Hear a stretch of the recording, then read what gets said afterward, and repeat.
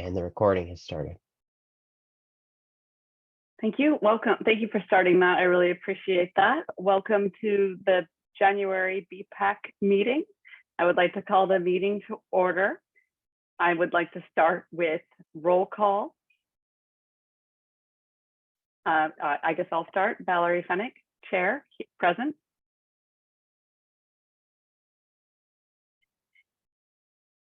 Member Otomic. Sorry, here. Member Barton. Here.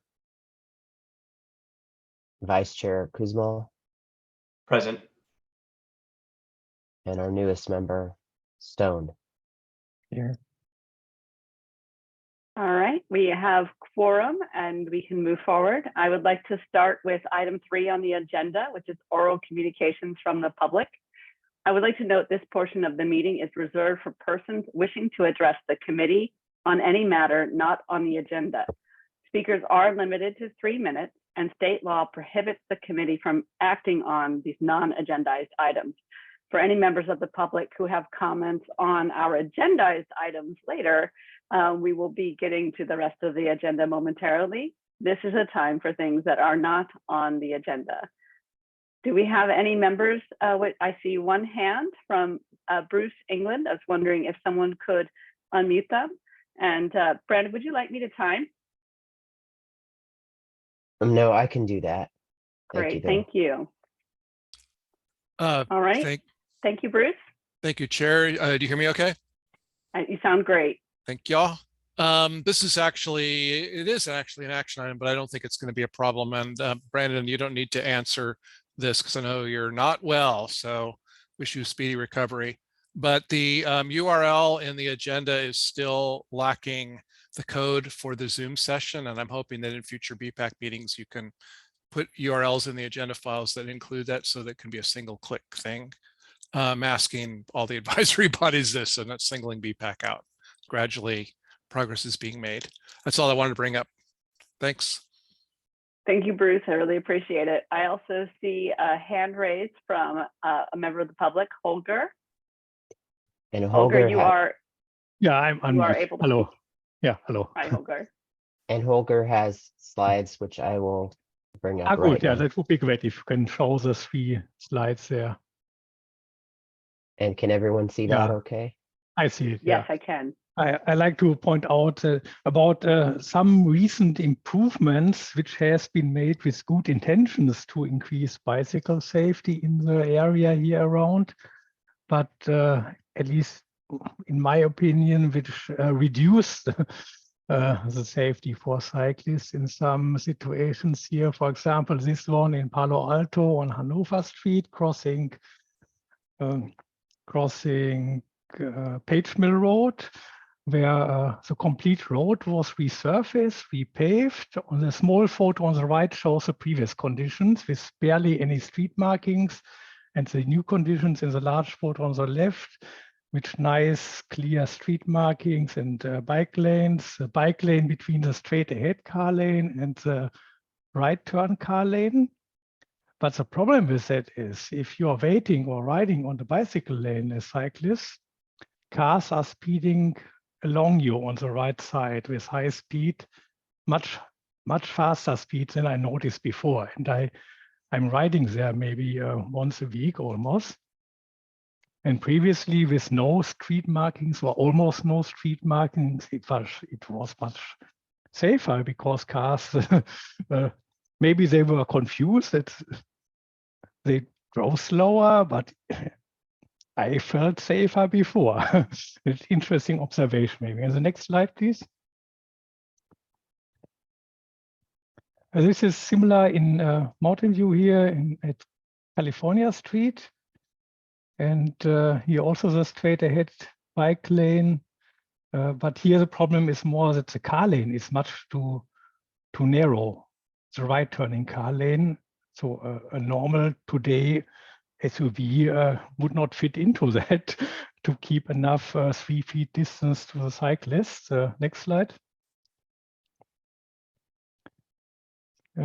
This is in San Francisco, Presidio, with street corner methods. And it's completely confusing what was added there. It's a T crossing, the high-speed curve marking. So really curve markings in the way that you can increase your speed even instead of making sharp turns. And then the speed bump in the middle, which is barely visible in the shades there. And the sharp metal signs then as blockers there. It's a bit unfortunate. Yeah, thank you, that's all.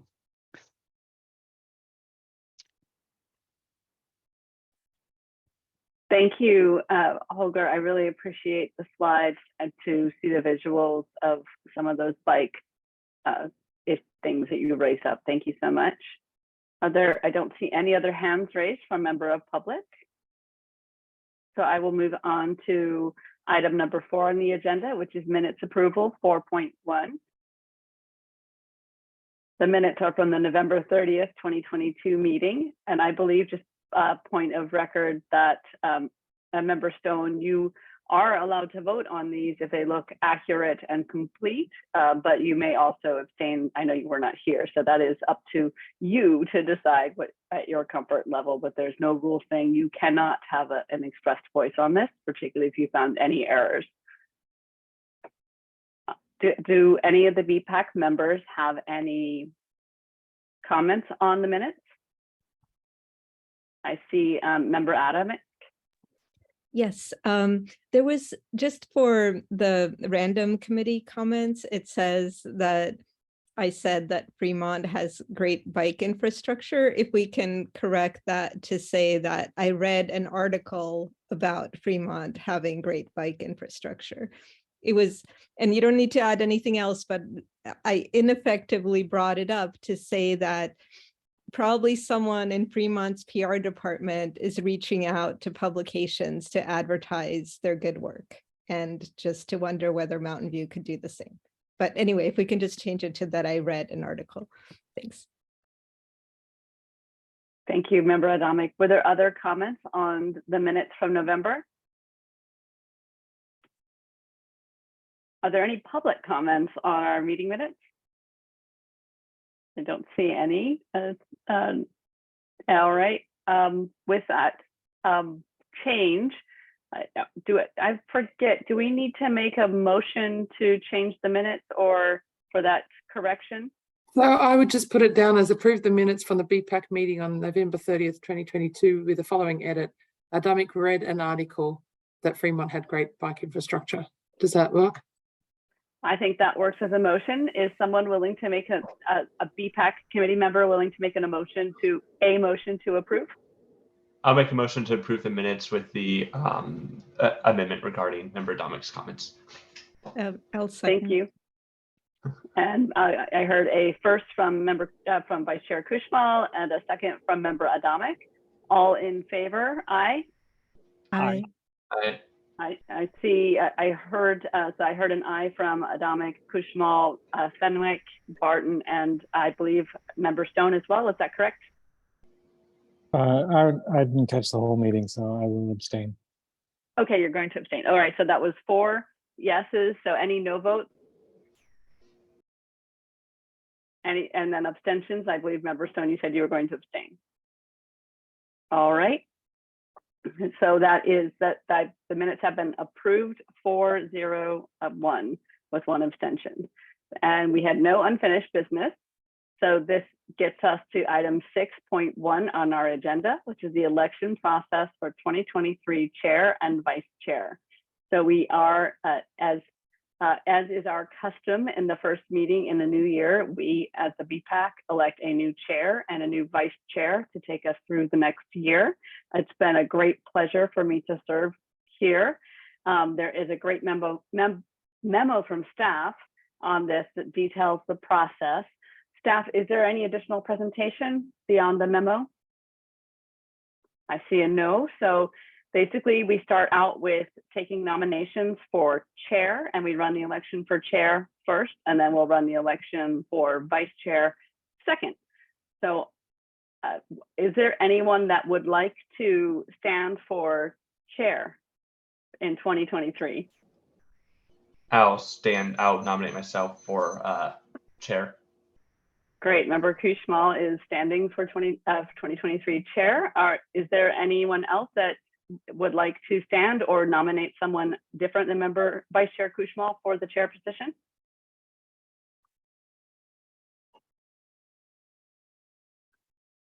Can I have so I think I need at this point an official nomination from another member for Vice Chair Kushmal as chair. Is someone willing to make that as a motion? I'll make a motion to nominate Member Kushmal as chair for the upcoming year. Thank you, Member Barton. Do I have a second? I'd like to second. Thank you, Member Adamic. I would like to take I didn't hear any other nominations, so I would like to take a vote for Vice Chair Kushmal to become chair for 2023 BPAC. All in favor, if you could raise your hand. Aye. Aye. So I see Aye. it is unanimous. Adamic, Fenwick, Barton, Kushmal, and Stone have all voted in favor. So there will be no objections and no abstentions on that. So welcome, Chair Kushmal. I hand the meeting over to you for the election of vice chair. Lovely. I now get to do all the work. I believe we are conducting the same process for the vice chair. And I don't know that we have any, at this point, I'm not sure we have any strong custom as to exactly who would be the vice chair, but anyone who wants to nominate themselves, I guess. We can also nominate others. We do. Yeah, yes. We typically, it is traditionally, although no requirement, the most junior, newest member to the BPAC traditionally serves as vice chair, if they are willing. I think last time neither Terry nor I were willing, and so it fell to Chair Fenwick, but former Chair Fenwick.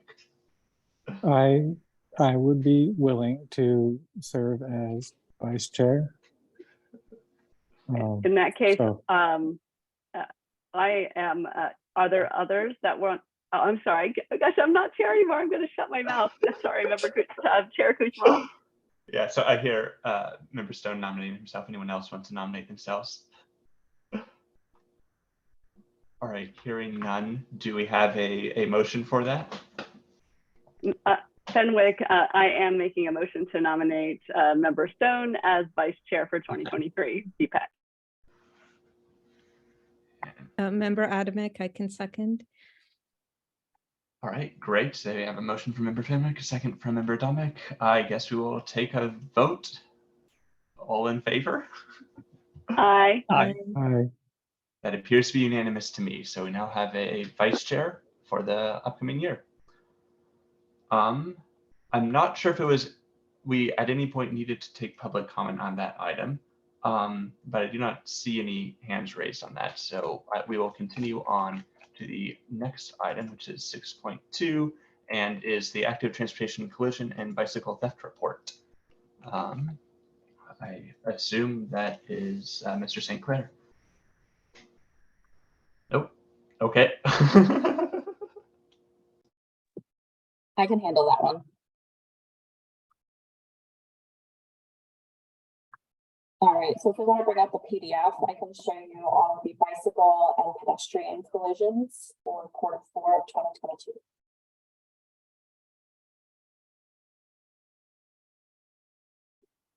Kelly, did you want to look at the heat map or the location map? Let's go to the location map. I think it's easier to delineate between the different layers. And Brandon, there was once something about your monitors. Would it be possible to move it to one that has a more even aspect ratio?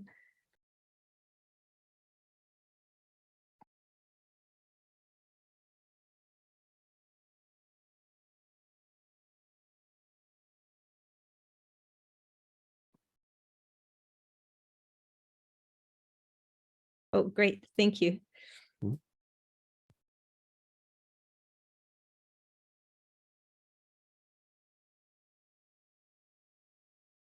It's fun getting the Zoom levels in the correct way, isn't it? For this quarter, we saw a total of 8 bicycle collisions across the city, and we saw only 2 pedestrian collisions. And then you'll also see the near miss layers included with the yellow dots. I believe it was slight decrease from last quarter by 1 collision, but that's trending in the right direction. If there's any questions, you can take those. Otherwise, we can move over to the stolen bicycles for the quarter.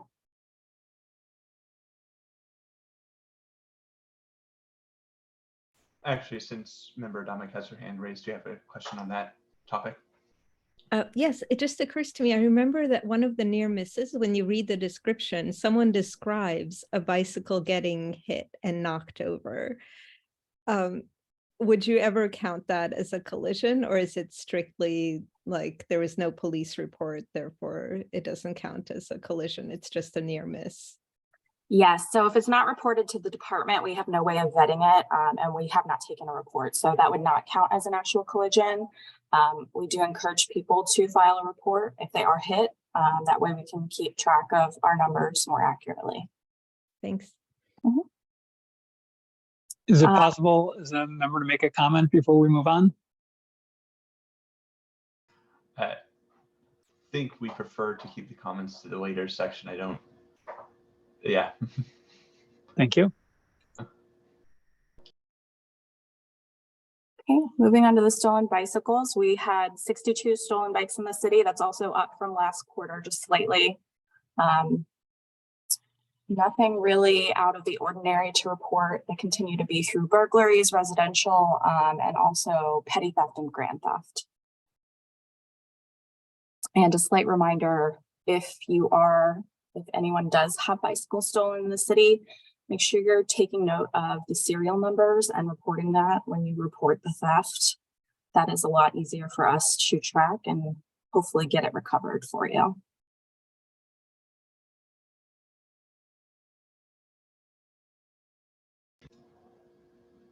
All right. Was that all you had for the presentation? Yep, that's all we have. Okay. Any additional questions from members? I will actually ask one question that only just occurred to me. You mentioned that there were a lot more, or in this report, there are a lot more bicycle than pedestrian reported in crashes. I recall that from the Vision Zero stuff, or the last Vision Zero data that I remember, there have historically been more pedestrian fatalities than bicycle fatalities. Did there also used to be more pedestrian collisions than bicycle collisions? Do you know off the top of your head? I don't have specifics, but I can say anecdotally that I do believe there are more bicycle collisions than there are pedestrian collisions in the city. Okay, thank you. We will go to public comment. It appears that Holger Eisenberg has his hand raised.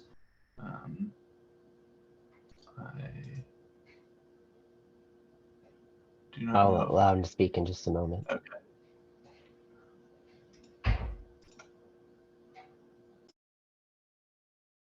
Holger, you have 3 minutes. Yeah, for the stolen bicycle statistics, would be interesting how many were stolen without being locked. Or, because I would consider think that if the bicycle is locked, then the risk is much lower that it gets stolen, or maybe not. Would be interesting to hear. Thank you.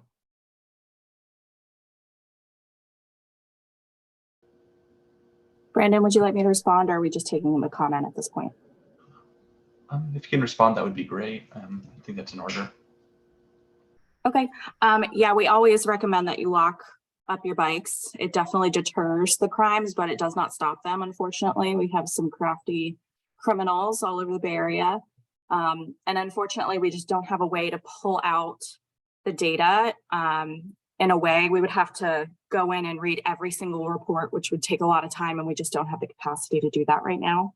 But as a general rule of thumb, try to deter the criminals from stealing your stuff by locking it up. Yeah. All right. any committee comments? Or further questions, I guess. Member Atomic. Okay, maybe this is more a work plan comment, but we get these relatively frequently, and I think they're valuable, but just relative to other things that could be presented, I'm not sure, because it's a relatively high frequency, which makes at least the collision data relatively sparse. And I'm not sure what we are supposed to conclude, or, we've given feedback in the past, and they're nice things like the Ask Mountain View near misses are now included, but other things like what actually happened in this collision, it seems like it's kind of a stasis of like, well, this is what's written down in the report. So it's a little bit hard to know. And I'm just thinking this is like the negative stuff that happens. And on the other hand, I feel very like disoriented when it comes to like the positive stuff that's happening. Like all of a sudden a new bike lane will be striped and I had no idea that that was planned, or like new funding will arrive and I'll have no idea that it was applied for. And I don't know, like if this is to make us better, like more productive BPAC members, that because we're informed, we can like give better feedback. But if that is part of the reason, then I think maybe swapping out some of these for like a quick overview of the upcoming like construction projects or upcoming like planning things might be, I don't know, maybe a little bit more productive. Thank you. Member Barton. Yeah, I guess two comments. So number one, just a reaction to Lotta's comment. I do like seeing the data. I don't know that they need to be a discussion point other than an attachment to the agenda. And if there's questions or comments, we can follow up at a later time. But I think more data is better. And what Lotta's comment basically says is she likes this data, but I think she would also look for additional data. Now, resourcing is an issue, and I don't know if the question would be, is there a way that volunteers or VPAC members could compile the data from the database in a more usable format for spotting trends? But I see this as progress from where we were, and obviously we have progress to go. And the one comment about the data itself is on the collision data. We mentioned Vision Zero. I think that's an important focus, and the data that we did see seems to reinforce that the high injury network is still strong and active in Mountain View, with the majority of the collisions being on the streets that we had previously identified. So I think it just reinforces the need to move forward with Vision Zero and focus on that high injury network. Thank you. Member Fenwick. I just as a dissent to a member Adamic's a comment, I find this really useful. Having been on the BPAC now, I believe this is my 7th year. We did not formally have this data, and I think it really helps myself as a BPAC member make more informed decisions. It's also a bit of, I appreciate the police department taking the time to collect and collate this from the multiple sources. I don't believe, perhaps Kelly could comment on that, but I don't believe this is, all of these are public sources of data. These are Ask Mountain View Q information. Yeah, they're not, Kelly did indicate, these are not public sources of data. So this is I appreciate seeing it quarterly. There are times in the past when we wouldn't get it. And often I think then it was a little bit of an exercise to go back and find all the data to have the presentation. So I really appreciate it. It gives me, and also now that we have the data presented here, it is now readily available for staff. And I know it can help when we have intersections coming up. I also believe staff does a pretty good job of bringing projects to us as well. And I see a lot of emails from the city that get forwarded from staff as well, but there's always a lot of work going on. I for one, just really, really appreciate these reports. I have seen a lot more awareness with other residents in the city with this data, and for myself, I find I can make better decisions having it. And I have found it also helps influence staff, at least we can pull back stuff. If we hear something anecdotally about an intersection, we can go back and look and see there's crashes, and it's more data driven, and I appreciate it. Vice Chair Stone. Yeah, I'm when I look at this data, I guess going back to Member Adamic's comment, it's hard to know what to do with it, especially knowing that there's data that's missing that I feel would be necessary to really interpret it. Like you're given a numerator without a denominator. We know where bicycle collisions are, but we don't know how many cyclists are on that road. We know how much theft there is, but we don't know how much bicycle ownership is going up or other factors. I guess it would be really nice to get this additional data, but I also am aware that you know there's limitations in staff and resources and data collection. I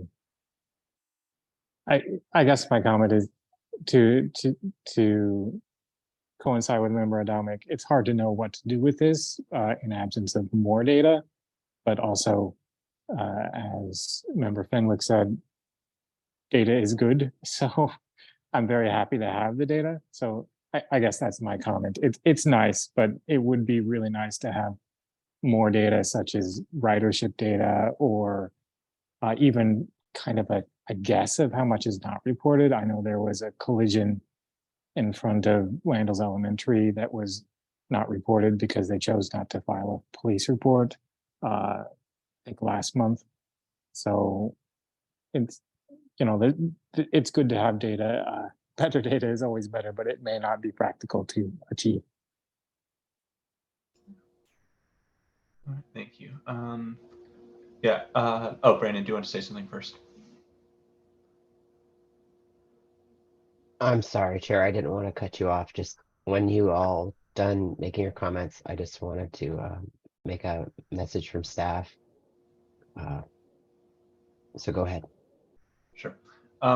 Yeah, I really appreciate these reports. I think it's important that they come before BPAC as an item because that helps to make sure they keep coming.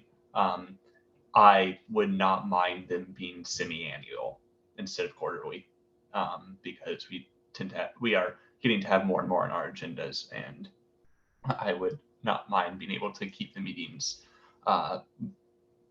concise. So I don't know what the procedure would be to get these semi-annually instead of quarterly if people were comfortable with that, but I would not mind that personally. Brandon? Not what I had clicked over for, but we would address this during the draft work plan. In the work plan is where we set, and it's currently set for quarterly. So we'll maintain that obligation until we bring you to the draft work plan and rediscussion. What I wanted to just interject was just to say thank you so much to Kelly.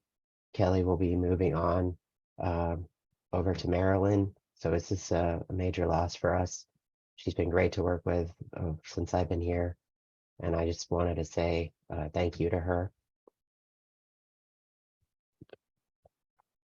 And then I also want to welcome the Officer Frank Sinclair. Lieutenant Dan has retired, and Officer Frank Sinclair is, in my understanding, he's coming back, at least temporarily, to assist here with BPAC. Welcome. And I want to reiterate the thanks for Kelly's work. It's been really great, and we've made great progress since you've been with the city. So we really appreciate your work and your engagement. Thank you guys so much. I've really enjoyed working with this group too. It's been a pleasure.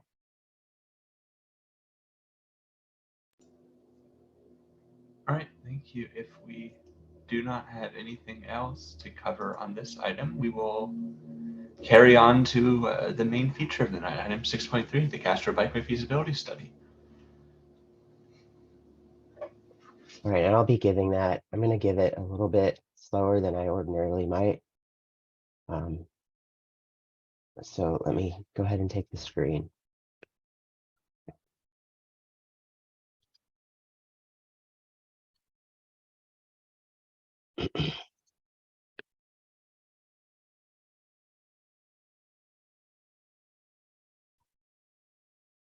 All right, everybody, thank you. I'm here to talk to you today about the Castro Bikeway feasibility study.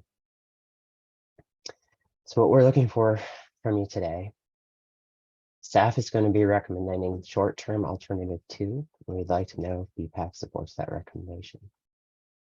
Staff will also be recommending long-term alternative 2, and we'd like to know if BPAC supports that recommendation. And then finally, if BPAC has any other comments.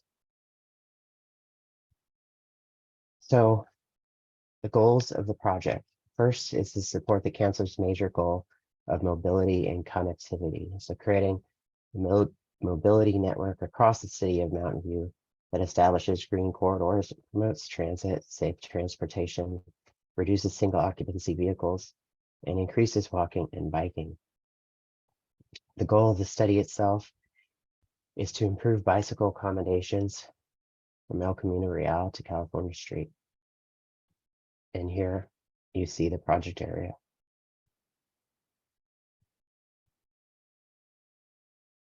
All right, history.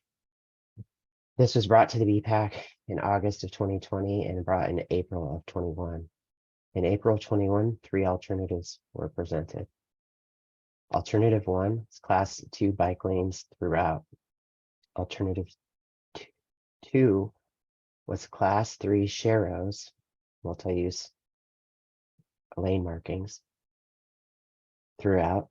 And alternative 3 was a hybrid option of the two, the class 2 bike lanes from El Camino Real to High School Way, and class 3 sharrows from High School Way to California Street. The staff recommendation was the hybrid alternative 3.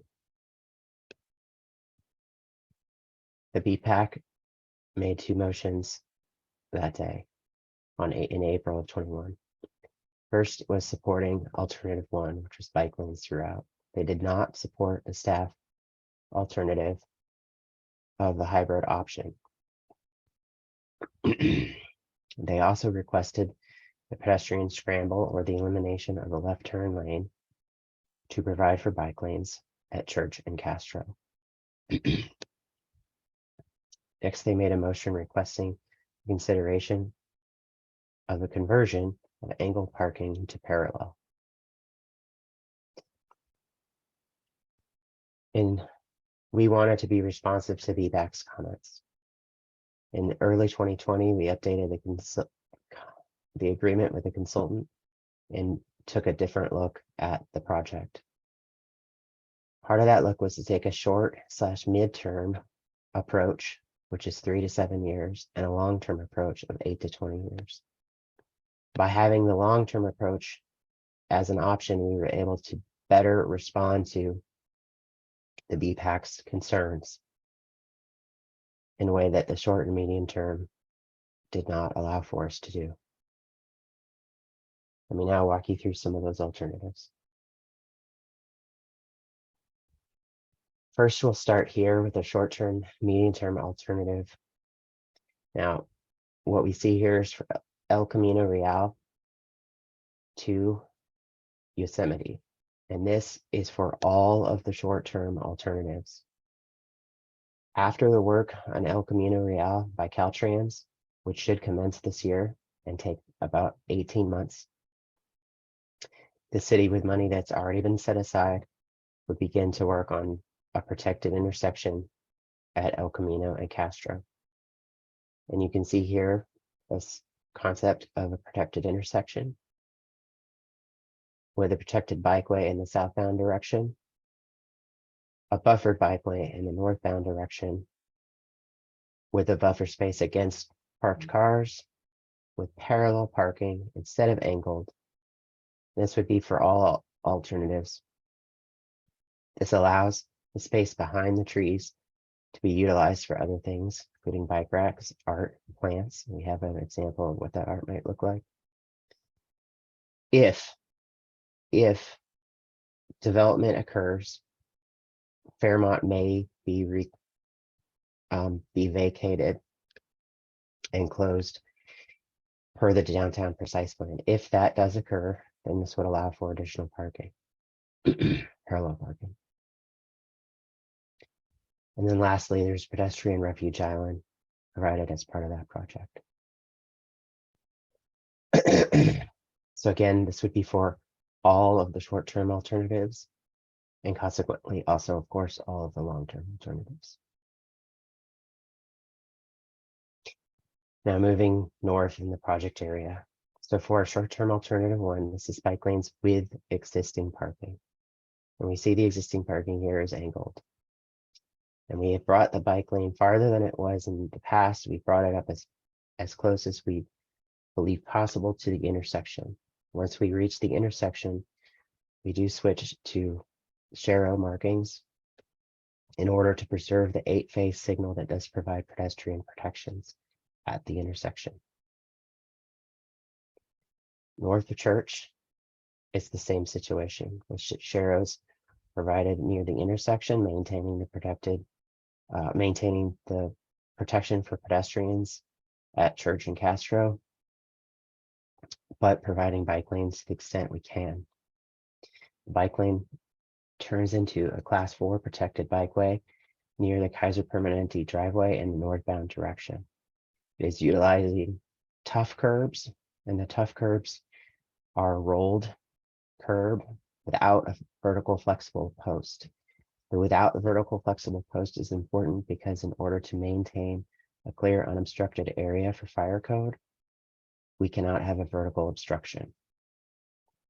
It's 3 foot for that area, 7 foot rideable space, and 11 foot for the travel lane. And that 11 feet is important because buses do operate on Castro. That is also the reason why in all of the short-term alternatives, a bike lane cannot be provided for southbound from California to the Kaiser driveway. Arrows are the only option. An 11-foot travel lane is required for a bus. The minimum bike lane width is 5 feet, which makes 16 feet. We only have 15 feet from curb to curb face. Therefore, arrows are utilized.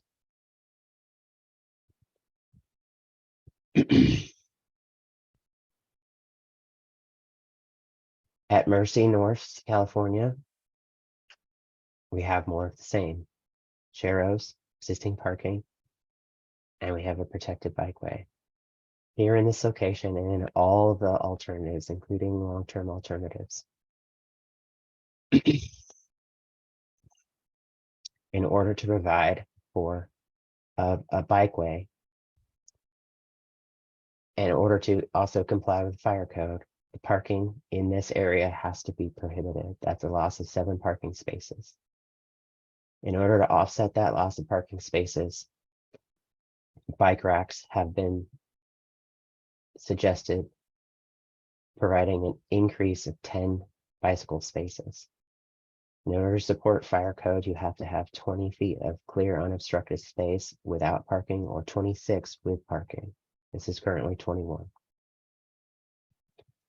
That is alternative 1. Now let me talk about alternative 2. Again, everything from El Camino Real to Yosemite is the same. In alternative 2, the only change is the provision of parallel parking. And you can see that parallel parking is provided here, freeing up space behind the trees. In all of our examples, none of the trees in the parking area are disturbed.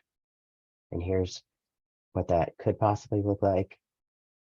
And here is a measurement of what the tree, curb, and gutter and parking area looks like. On each cross section, there tells you how many spaces are lost or gained by mode.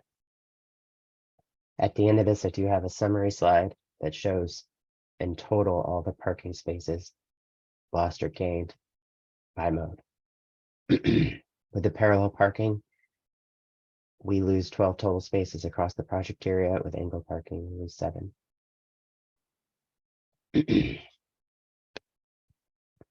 Moving north, again, it's the same as alternative 1, except it has parallel parking.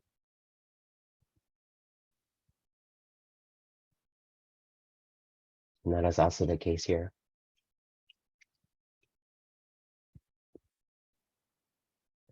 Moving to alternative 3. Alternative 3 maintains existing parking. What's different about alternative 3 is the intersection of Church and Castro, the bike lane is brought through. This would require a change in the signaling, which is an increased cost, and the loss of the pedestrian protections provided for by the 8-phase signal.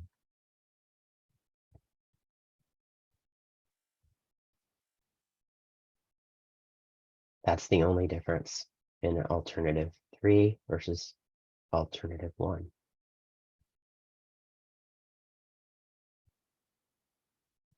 And for alternative 4 is the same as alternative 2, except again for the Church and Castro intersection, where here the bike lane is brought through and the 8-phase signal providing pedestrian protections is not provided. Parallel parking is throughout, and the additional space that provides behind the trees. And here's a picture of how you can combine art with bike racks with that additional space. Those are all of our short-term alternatives. Now taking a look at our long-term alternatives. Long-term alternative 1 maintains existing parking. Here you see angled parking. It raises the pedestrian crossings. And at the intersection of Church and Castro and Mercy, it analyzes and considers the feasibility of a roundabout or a pedestrian scramble. Roundabouts would lower travel time for all users. Pedestrian scrambles would increase travel time for all users. Both treatments would allow for the bike lane to be brought through while still maintaining pedestrian protections.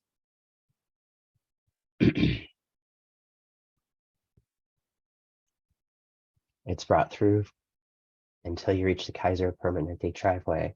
The northbound direction in the Kaiser Permanente driveway is the same as in the short term. In the southbound direction, it is different. In the southbound direction, we are able to provide a bike lane. And once we provide for a bike lane, we have to then provide for proper fire code protections by moving that curb line, which indicates that then we will have to move the curb and the median, that's the curb line I'm speaking of, in by 5 feet. If we move that curb line in by 5 feet, the existing trees have to shift down by approximately 3 to 5 feet. Our forester has reviewed the trees and believes they are healthy enough to withstand the transplant and the shifting down if that is to occur soon. If it does not occur soon, the trees would be replaced with new trees. You'll see here, it's a buffered space, and again, protected where possible. This is a bus stop here.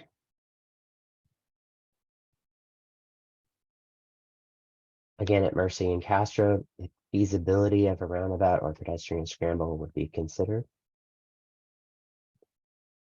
And then we're maintaining the angled parking. There's no change in the northbound direction. Here we have a buffer space to create as much space as possible, maintaining a 5-foot travel way for bikes against the angled parking.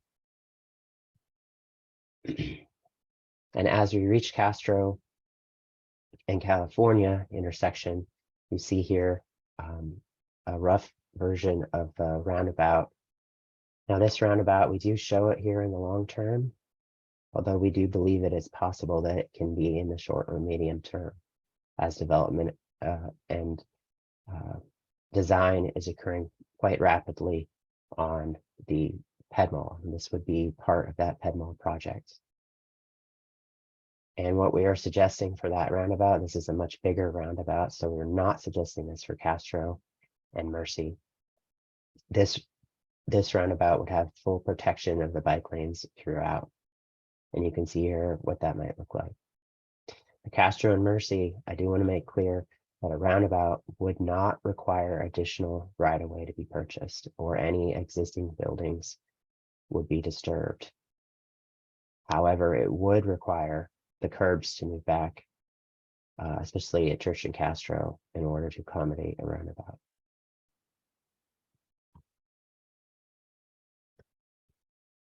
Long-term alternative 2. Long-term alternative 2 is the same as long-term alternative 1, except it has parallel parking. With parallel parking, it utilizes the space behind the tree line. And in this case, with a long-term option, we'd also be bringing that sidewalk out, which is, of course, add to the project cost. We bring that sidewalk out and create a curb line against the parking. Same feasibility considered for the intersections of Church and Mercy. Church and Castro, Mercy and Castro.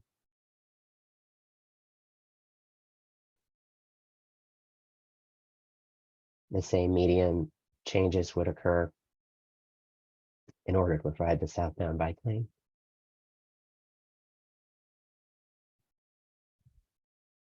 And one slight difference here with parallel parking. The cars are now parallel, and we ensured that we had a 4-foot buffer space against the parking, as the average car door when open is 4 feet wide, and that would fully accommodate the car door. And a 5-foot buffer space, 5-foot rideable space with a 4-foot buffer space.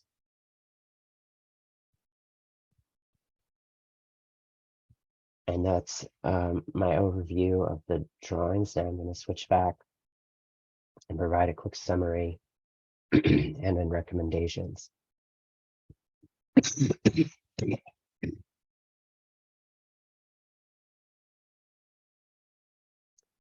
Short to medium term alternatives.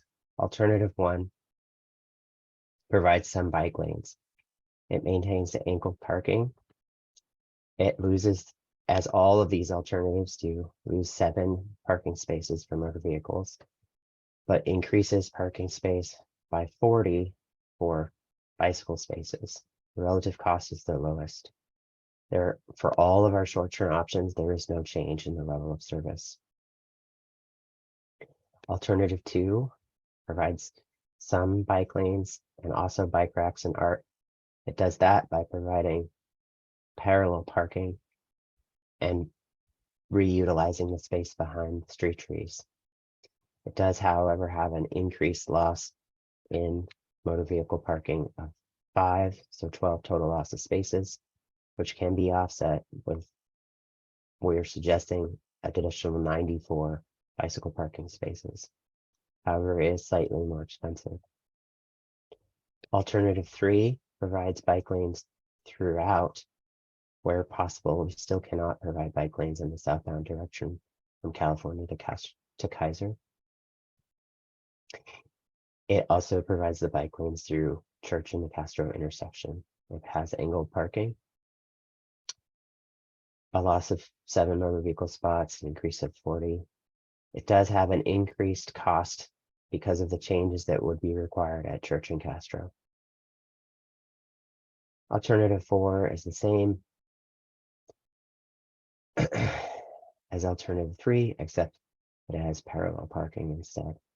Therefore, reutilizing some of the space behind the trees, and has a similar cost and an increased cost due to the changes at Church and Castro. Long-term alternatives. Long-term alternative 1 is class 2 bikeways buffered and class 4 protected bikeways wherever possible. It does maintain angled parking. It does have a loss of 10 spaces, which are made up for with 10 bike racks, bicycle spaces being added. That's 5 bike racks for 10 bicycle spaces. It has a lower relative cost than alternative 2. To be clear, the long-term options cost more than the short-term options, significantly more than the short-term options. They're moving curves, changing infrastructure in significant ways. The automobile level of service is maintained unless a roundabout isn't, if a roundabout is installed, level of service will go up for all users. There'll be less wait time for all users. Whereas if a pedestrian scramble is installed, wait time will increase for all users.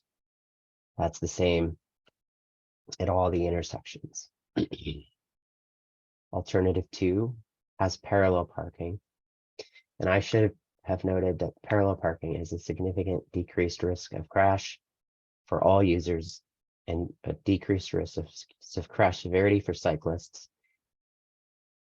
over angled parking. Class 2, Class 4 bike lanes throughout, the airspace behind the trees can be reutilized and the curb line pulled up. It has a slight increase in the loss of motor vehicle parking of 12, which is offset by 94 bicycle spaces. And as I said, it does cost more with the much more significant amount of curb realignment. Staff recommendations. Staff recommends alternative 2 in the short to medium. This maintains the pedestrian improvements that provide protection at Church and Castro. This increases the bike lanes to the extent possible. It converts the angled parking to parallel, which increases pedestrian space for art, bike parking, and other uses, and it has a moderate cost. In the long term, staff recommends alternative 2 and the further consideration of roundabouts or pedestrian scrambles at Castro and Church and Castro and Mercy intersections. This design supports both pedestrians and bicycles. It increases bike lanes throughout the project area. It converts parallel parking from angled, lowering crash risk. It increases that and reallocates that pedestrian space for art, bike parking, and other uses. However, it does have our highest cost. If a long-term option is pursued, staff is recommending to move the trees in the short term. And now it brings us to discussion. Staff is recommending short-term alternative 2. Does BPAC support that recommendation? Staff recommends long-term alternative 2. Does BPAC support that recommendation? And does BPAC have any other comments? Thank you. Thank you, Brandon. And as usual, we will start by asking clarifying questions, then go to public comment, and then come back for comments and any appropriate motions. Member Fenwick. Hi, just a couple of tiny questions, I hope. When I just was, I think, looking at it different, just the way it was presented now, long-term, both long-term alternatives had more than the 7 spaces. Is that incremental? I know you have an asterisk that said all scenarios will involve losing 7 automobile parking spots. On the long-term alternatives, I think it was 10 and something else. Is that 3 additional over, not 10 more over the 7, right? Yes. It is, yes, it's 3 additional. It's not incremental. The 7 is okay, baked great. The 7's baked in. It's not 10 more on top of that. Great, thank you. And then are the short and long-term scenarios mutually exclusive? Or if my original understanding from reading this was that what do we want to do short term and then what do we want to do long term, and this is all moving hopefully toward long term. Is that correct? Yes. Thank you. Thank you. That was what I thought. Thank you. That's all. All right, Member Stone. Yeah, sorry if you have covered this before. I'm curious, could you clarify a little bit about alternative 3 you said would be more dangerous for pedestrians? And I'm wondering why that is. Yeah. Well, we would never say an alternative is more or less dangerous, but alternative 3 lowers the crash risk for pedestrians because it provides protection against the left turn. So motorists do not have pedestrians crossing when they're making a left turn. And many crashes occur when a motorist is making a left turn. And so this adds additional phase time so that pedestrians cannot cross when motorists are going and motorists cannot go when pedestrians are crossing. And it eliminates those types of crashes. Okay, that's clear. Thank you. Member Dominic? I heard that in the long term, the crosswalks would be raised. Does that not occur in the short term? This is something we could Ria, would you like to answer that? Yeah, I think that's something that BPAC could consider. Okay, and then just hypothetically, if one were to not endorse option 2, would the El Camino to Yosemite happen regardless, because that is shared among all the possible alternatives? Or does it mean that it's like back to the drawing board and more delay for things? So for that first block up the top, I guess it's the 900 or something block near El Camino, that we plan to do regardless of all the other options. We felt very confident in its design, Mhm. and to bring it to you basically as one option. Thanks. Member Barton? You are on mute. Couple of questions. I'll queue them up. You can take them in the order that seems most logical to answer. So number one was the roundabout of California. It didn't indicate green paint, and I'd like more detail on what the expected movements for bicycles would be through the roundabout. Number two would be, I guess. I'm sorry, could we do it one at a time? Just Sure. because I'm not feeling so great and it would just be easier for me. Perfect. So Sorry. number one, it would be the roundabout at California and the bicycle movements. Sure. Okay.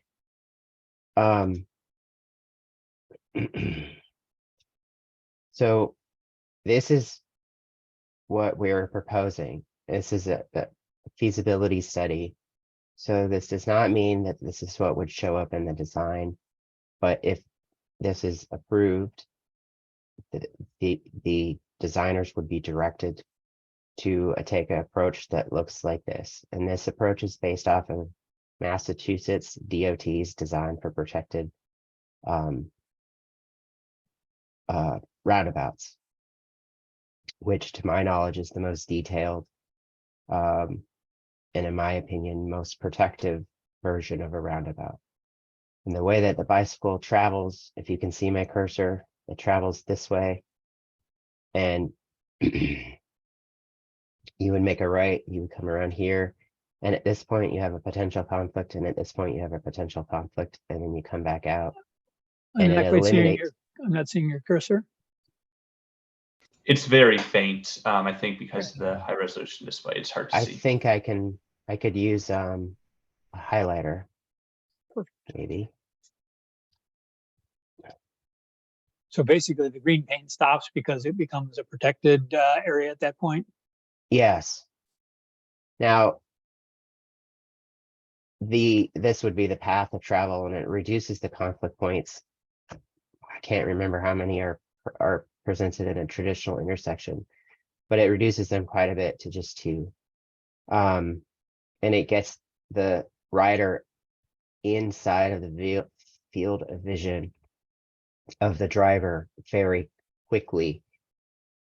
We're fortunate that we have enough space to, we believe, do something like this in that area. If we would probably, we would be allowed to install green paint, and I'm sure we would, in the crossing areas that, let me switch back to my highlighter. That would be here and here. Oh, it only does it once. So we would put not inside of the triangle, but right here and here is where we would very, very likely put green paint. Our current standard for bike crosswalks is to put green paint, and I do not see why that would not apply in this case. Okay, and then I guess to expand on the question, on crossing California on the south side, would cyclists have an easy option to stay in the lane of travel as opposed to taking the protected bikeway? You mean would they be able to veer off and come out this way? No, would they be able to stay with the cars? Let's say if they're assuming they're traveling. So if they went like this? On the other direction, from crossing California from the north or west to the southeast. So From the bottom of the screen to the top of the screen, you mean? From the top, from both directions, but primarily from the top, where either they have to use the crosswalk to cross Castro Street or use the traffic lane. I'm sorry, Rhea, do you understand Terry's question? Terry, could you phrase that again? So if you're coming from a shoreline and heading all the way through California Street, Okay. would you have the option of staying in the automobile lane of travel, assuming you're at approximately the same speed as the automobiles, versus using the protected bike lane, which may have to slow up and merge with pedestrians when crossing Castro? By law, you would have the ability to take the lane if you wanted to. And what these provide you a gap if that is how California is protected. If California is protected at all, it might just be a conventional bike lane. You would be able to leave the bike lane and enter into the motor vehicle roundabout. However, we would recommend that you utilize the protections provided in the bike lane. Okay, thank you. Yeah, I'd like to see the specific measurements and perhaps compare them to some of them that have been installed at Stanford, just to understand the scope and the curvature and likely, different times of travel. So the second question was related to the movement of trees. A little more detail maybe with your highlighter on why that's required, I guess, on alternative 2 in the long term, and what that enables. So in order to provide any bike lane width at all, we have to get to 16 feet. And once we move a curb, we trigger the requirement to then comply with fire code. So currently we're at 15. So to get one more foot to get a small bike lane would go to 16. And at that point, then we have to go to 20 in clear zone area.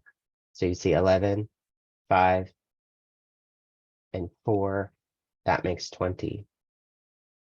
That brings us in compliance with fire code. And then it also allows for us to provide a full door swing width from the parking to the rideable bike space, which is 5 feet. Those trees that are located here along this area, they're pretty much right. You can sort of see them, would be within 1 foot. They would be on exactly where the new curb is, and that root systems will not obviously tolerate being literally on the curb. So the trees would have to be moved to the center of the median, 3 to 5 feet. And our forester physically went out and inspected every individual tree and is reporting that all of them can be moved if they're moved soon. And they will still be able to live if they're moved a little bit towards the center of the median.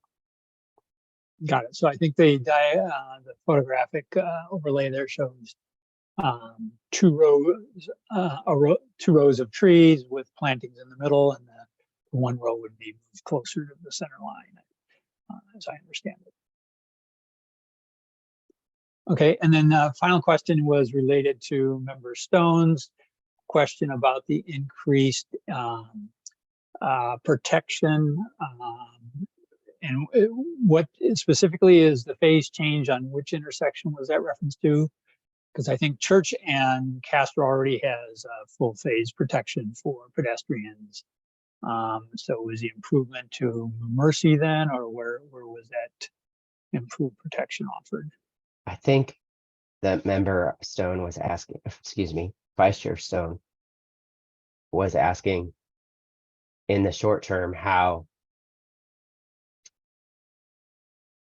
what the 8-phase signal gives us and what's the value of it.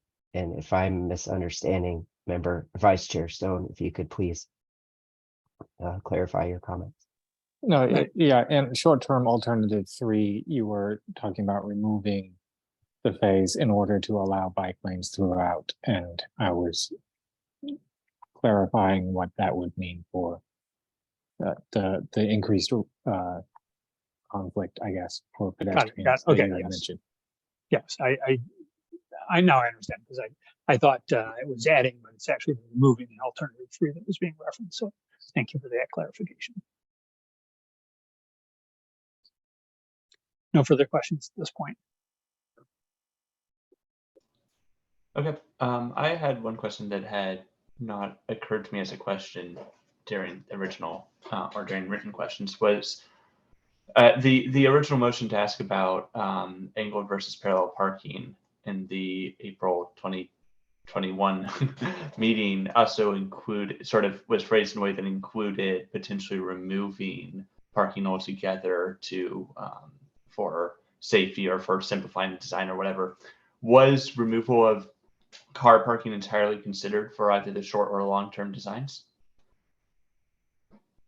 No, because we believe that the parking can be maintained in a safe manner, in a way that won't dramatically increase crash risks. Okay. Thank you. It appears we have 2 public commenters. I believe Holger had his hand up first.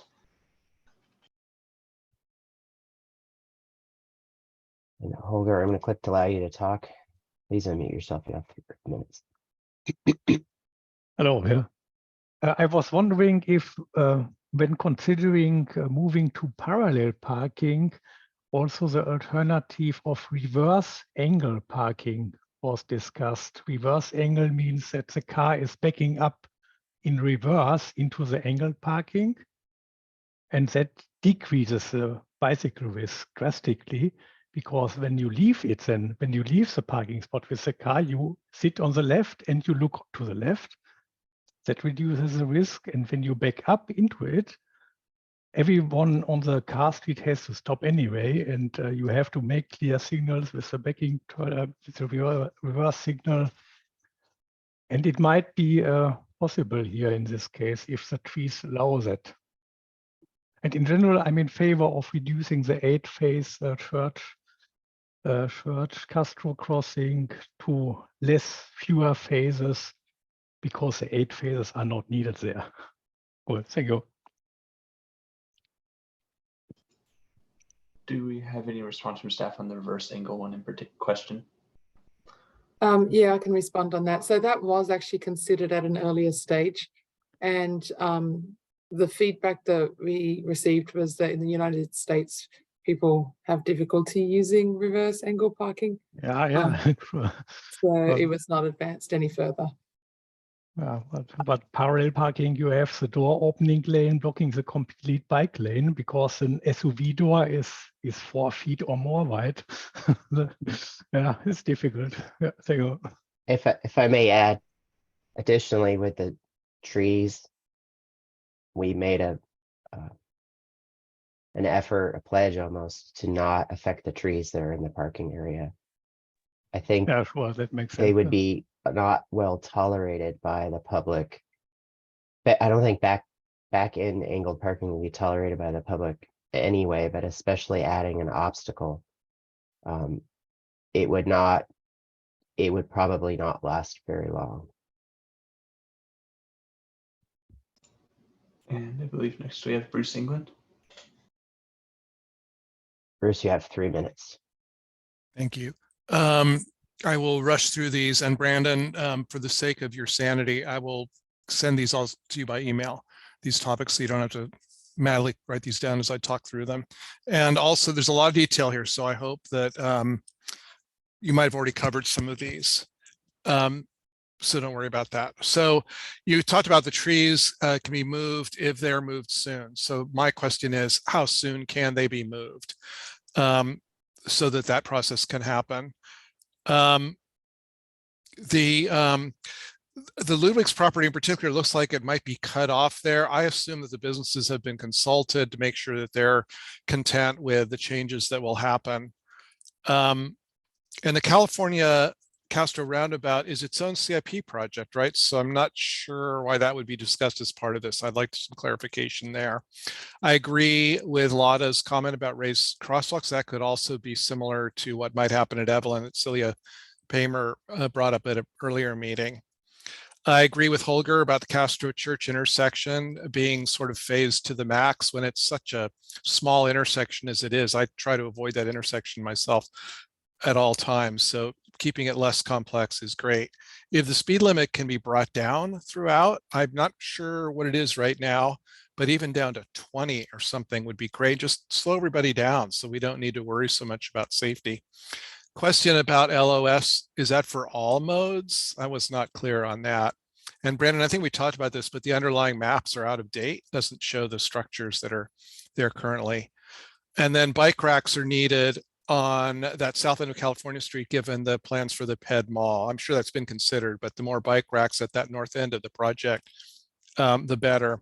And then I trust that you've taken into account the Castro Commons plans down at El Camino and Castro. Even though they're still fleshing those out, we're expecting that those will come to fruition eventually. And that's all I got. And again, Brandon, I'll send you some notes on this. Thanks.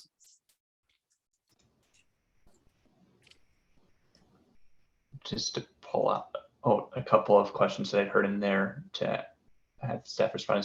How soon would the trees be moved? Or could they, if we were aiming to move them soon? I mean, depends on, we would have to look into workload and budgetary issues and consult with parks. We would not have to go more than 2 years. Okay. Since it's useful for our own discussion, is the California Street intersection part of this, or will that come later as a separate CIP item? Bruce is correct, it is a separate CIP item. It doesn't, this is a feasibility study, so it is appropriate to put it here and lay out. It's a planning document, and that would be a design document. Okay. What is the LOS thing for all modes? Or... the chart actually does say automotive LOS, so no. And I know that the documents had considered the closure of whatever that one-way street is, but does it take into account Castro Commons in general, or is that still in flux to the degree that's? It's definitely still in flux, and the downtown precise plan takes into account a potential closure of Fairmont, and that is sufficient enough for our planning purposes. But just to be clear, the downtown precise plan takes into account the closure of Fairmont. That does not mean that it would itself close Fairmont. It would be development that would close Fairmont. The city would not be going out of its own way to close Fairmont. All right. Thank you. I think that closes the questions we had from public comment. Member comments, of which I assume there are many. Or not. Member Atomic. All right. Let's see. Maybe to just back up what Bruce said, and I think Holger too, about and I've brought this up in previous meetings, that Castro and Church intersection, please get rid of the 8-way signal. I mean, I think you can say that it's an improvement, and that theoretically, if everyone waited for their eighth turn on that signal that it would be safer. However, my jaywalking has increased like 1,000% since it changed.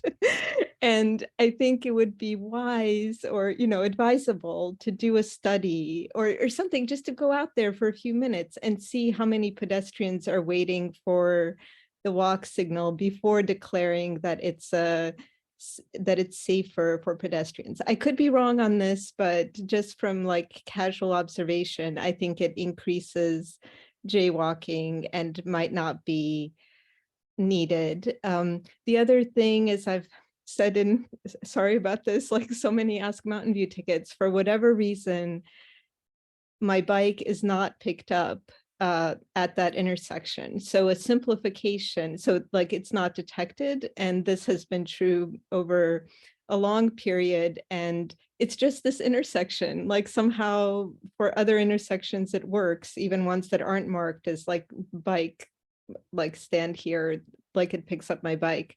So given that it doesn't quite work for me to be able to get through it on a bike, I think having a simplified signal would be great. So that's just to explain why I would prefer alternative, I think 4 to 2, because it does simplify. I mean, adding the bike lane is kind of secondary to like getting rid of the 8-phase signal, but maybe that's not the main point of this discussion.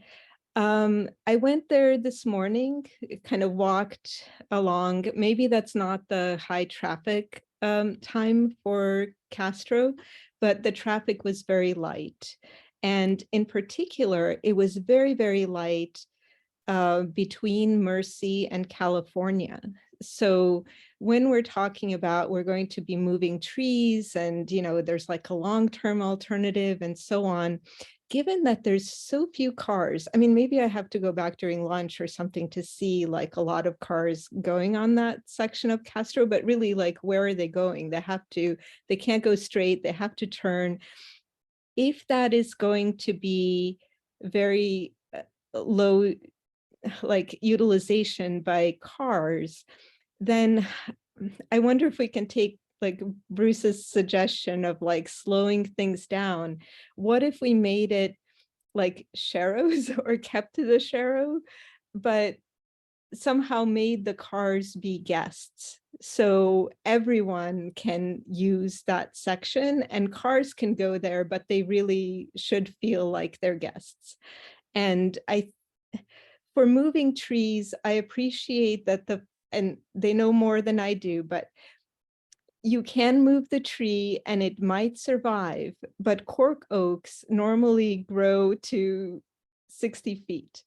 If you move the tree and you sever its roots and you stress it out, those trees are not going to grow the same way that they would if we leave them now.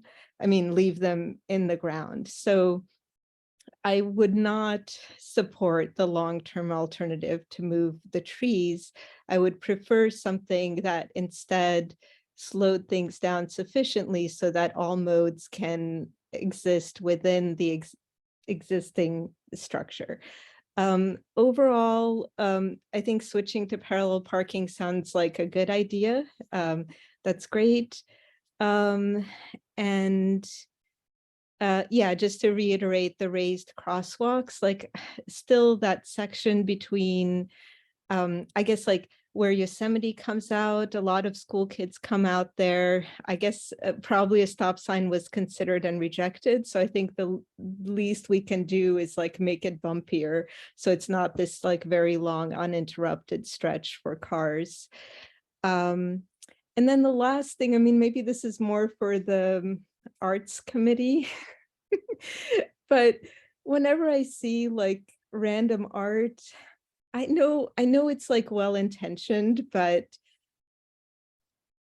I'm not sure it's a bonus to have things like, some balls that have been painted in like if it's cohesive, if it has a theme, if it's like really well thought out, but just saying like we're going to improve things by sticking art there, I'm not sure that's always the case, but there are other people who who deal with that. And more bike parking sounds great. So sorry, so the longest comment ever. I think I'm for alternative 4 in the short term and no long-term alternative, kind of making the short term work, and then whatever happens with the roundabout at California, you know, kind of worry about it then. Thanks.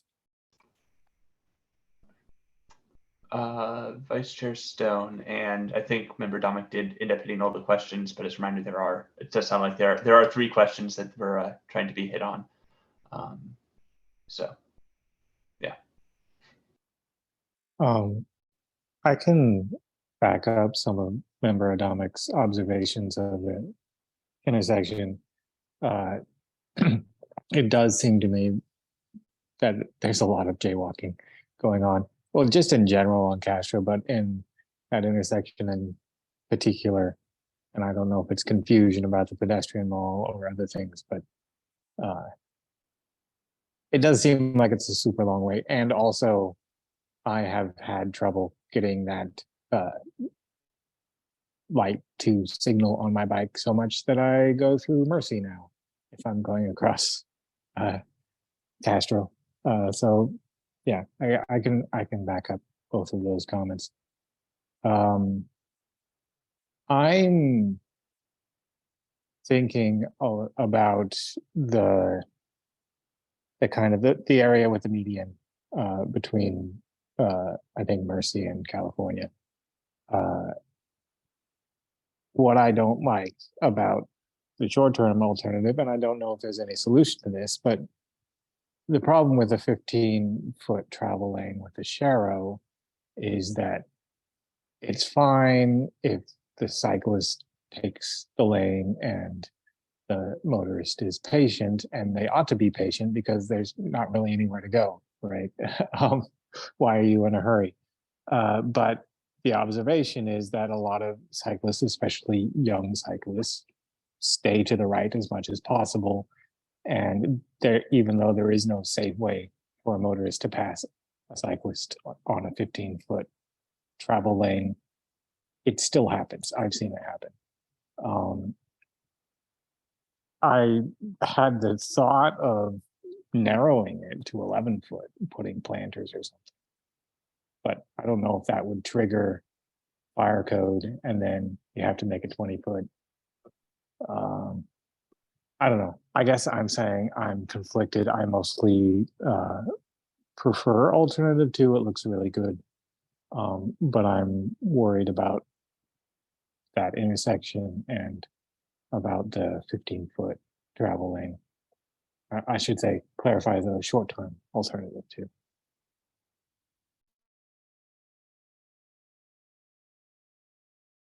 Member Fenwick. Thank you, Chair. I wanted to just say thank you for this, taking this back to the drawing board. I really appreciate that. That it looks to me that you really did listen to both the Downtown Committee and BPAC comments from the prior meetings, and those seem really well incorporated, and that is greatly appreciated. Thank you so much. I'm generally, as someone who probably walks more than I bike around the Bay Area, I'm generally a fan of the 8-phase approaches. I know that we had a change at Wright and Shoreline that, so now people don't get to buzz me for fun when I'm walking through the intersection and they're making a left-hand turn, which was a regular occurrence before as a pedestrian. So I really do appreciate those. I'm not sure that, like others, that it's required at this place, at this location, but it is already installed. And I really appreciate the effort that staff went through to research what it might look like to remove that infrastructure and other alternatives.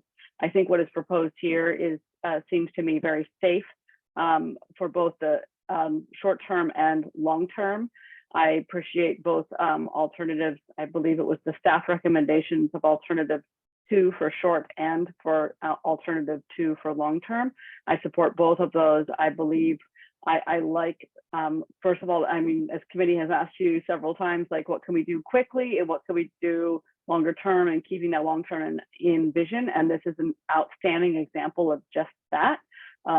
a short term that flows into a long term better improvement. So often I find in city committees and other city meetings, many of us are looking for the perfect as opposed to the much better with a way to get better long term. And I think this, what you've proposed here, gets us to much improved to even better in the future. I appreciate you working and partnering with the Forestry Service on the trees if they must be moved. I appreciate their advice on whether or not it's safe to do so.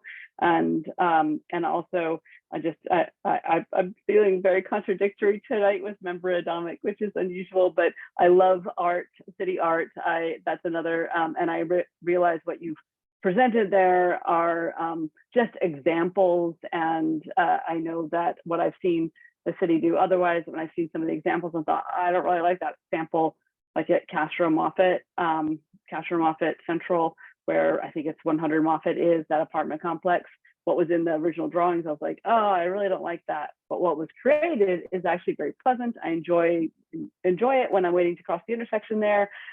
So I really, I would defer. I know city staff will always work with the other art committee and other committees on making sure we get a nice installation. So I do appreciate that. And the short answer is thank you so much. And I agree with staff recommendations.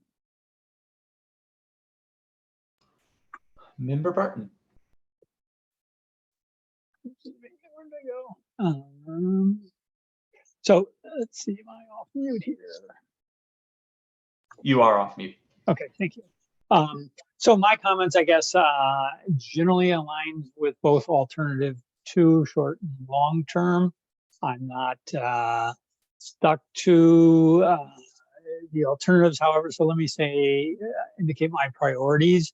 And I think it should be an evolutionary incremental approach, especially in the long term. So number 1 priority, I would say, would be removing parallel parking. Excuse me, angled parking, because of the safety factor for both motorists and cyclists themselves. And then the fact that it just occupies more space for cars. So I would say number 1 priority is removing the angled parking. Number 2 is the use of the roundabouts. That's almost a tie for removing the angled parking just to facilitate flow.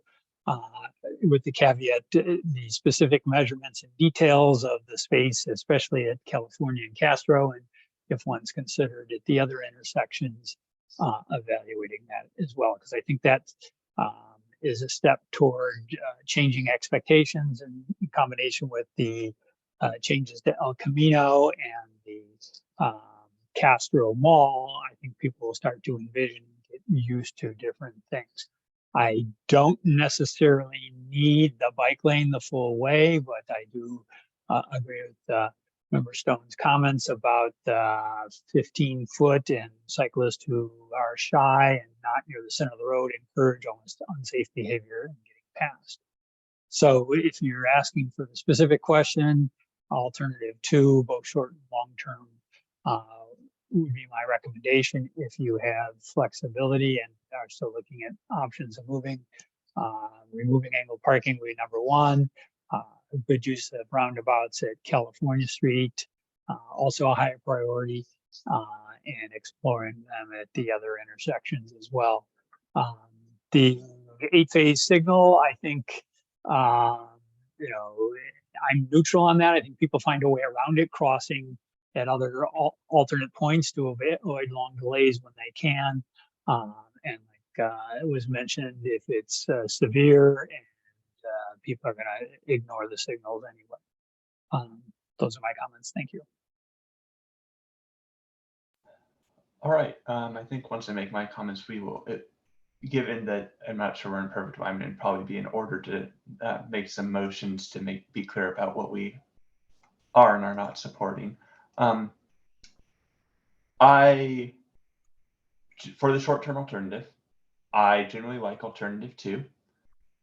Given that it requires some sharrows, I think it would be a good idea to look at what we can do to lower the speed of traffic, at least in those sections, if not along the whole section of Castro Street, whether that is merely via posted speed limits or by speed bumps or raised crosswalks. I don't know how much that would raise the cost of the project, but all those feel in line with the magnitude of the other changes being considered, and don't feel like they would drastically change any of the designs.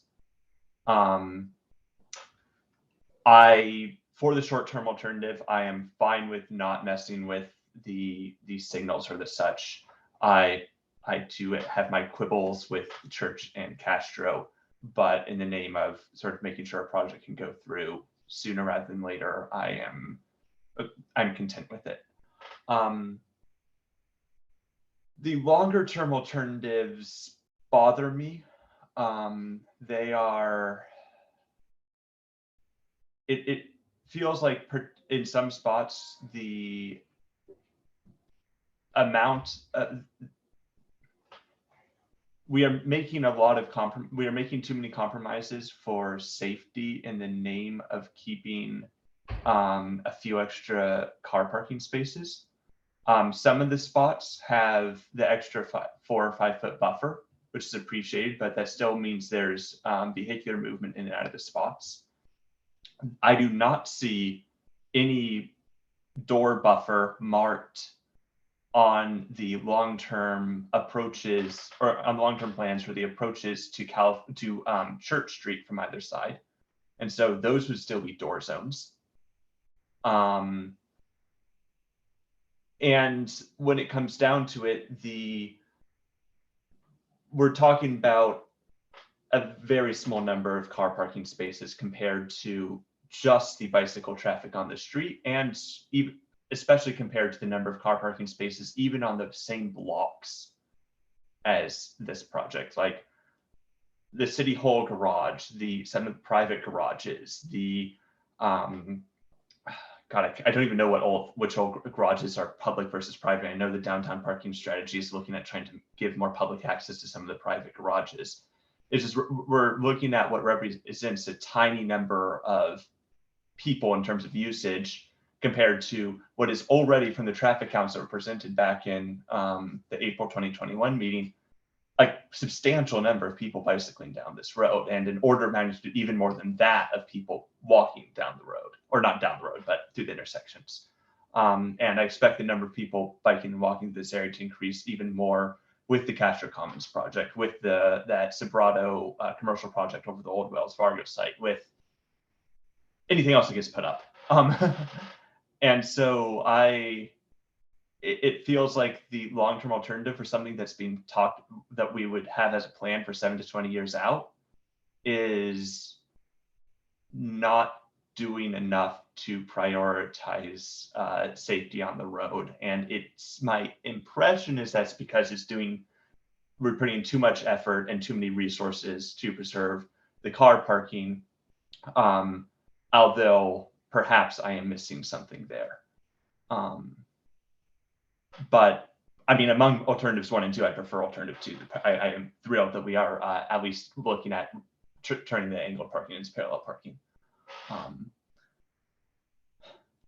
Yeah. So does someone want to make any motions to try to see what we are or are not actually in agreement on? Or are there any things from staff that came up? I'd like to make a motion to support short to medium term alternative 2 as recommended by staff.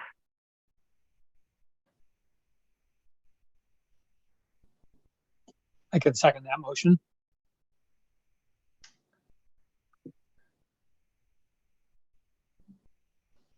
Could I suggest an amendment to also ask staff to look at measures to reduce vehicle speed, at least in the sections that will have sharrows?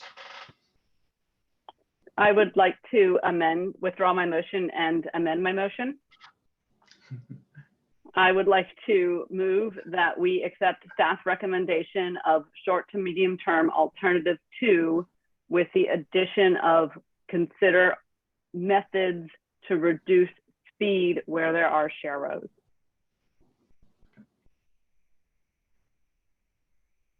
And I have no clue at this point if we're on a point where it requires a second or not. They would require a second because I withdrew the prior motion. It would require a second. Okay. I'll second that new motion. Thank you. All right. Are there any other comments on the motion, or shall we go to a vote on that? Sorry. Yeah. Yeah. I don't know. I'm more asking for advice. Like I prefer Yeah. 4, but I would rather that 2 happen than nothing. Does that mean I have to vote for 2 even though I prefer 4? What do I do? You do not have to vote for 2. Is there additional information that would help you feel more comfortable one way or the other? No, I mean, I guess there's the minutes, right? Where I'm expressing my support for 4 and I'm not vehemently opposed to 2, right? Okay, all right, thanks. Yeah. All right, then shall we have a vote on this? All in favor of the motion from Member Fenwick? Aye. Aye. All right, I see 4 in favor, all except Member Domick. All opposed? Opposed. That's Member Domick, and that leaves no abstentions. That motion passes 4-1. I believe there was also a long-term alternative question.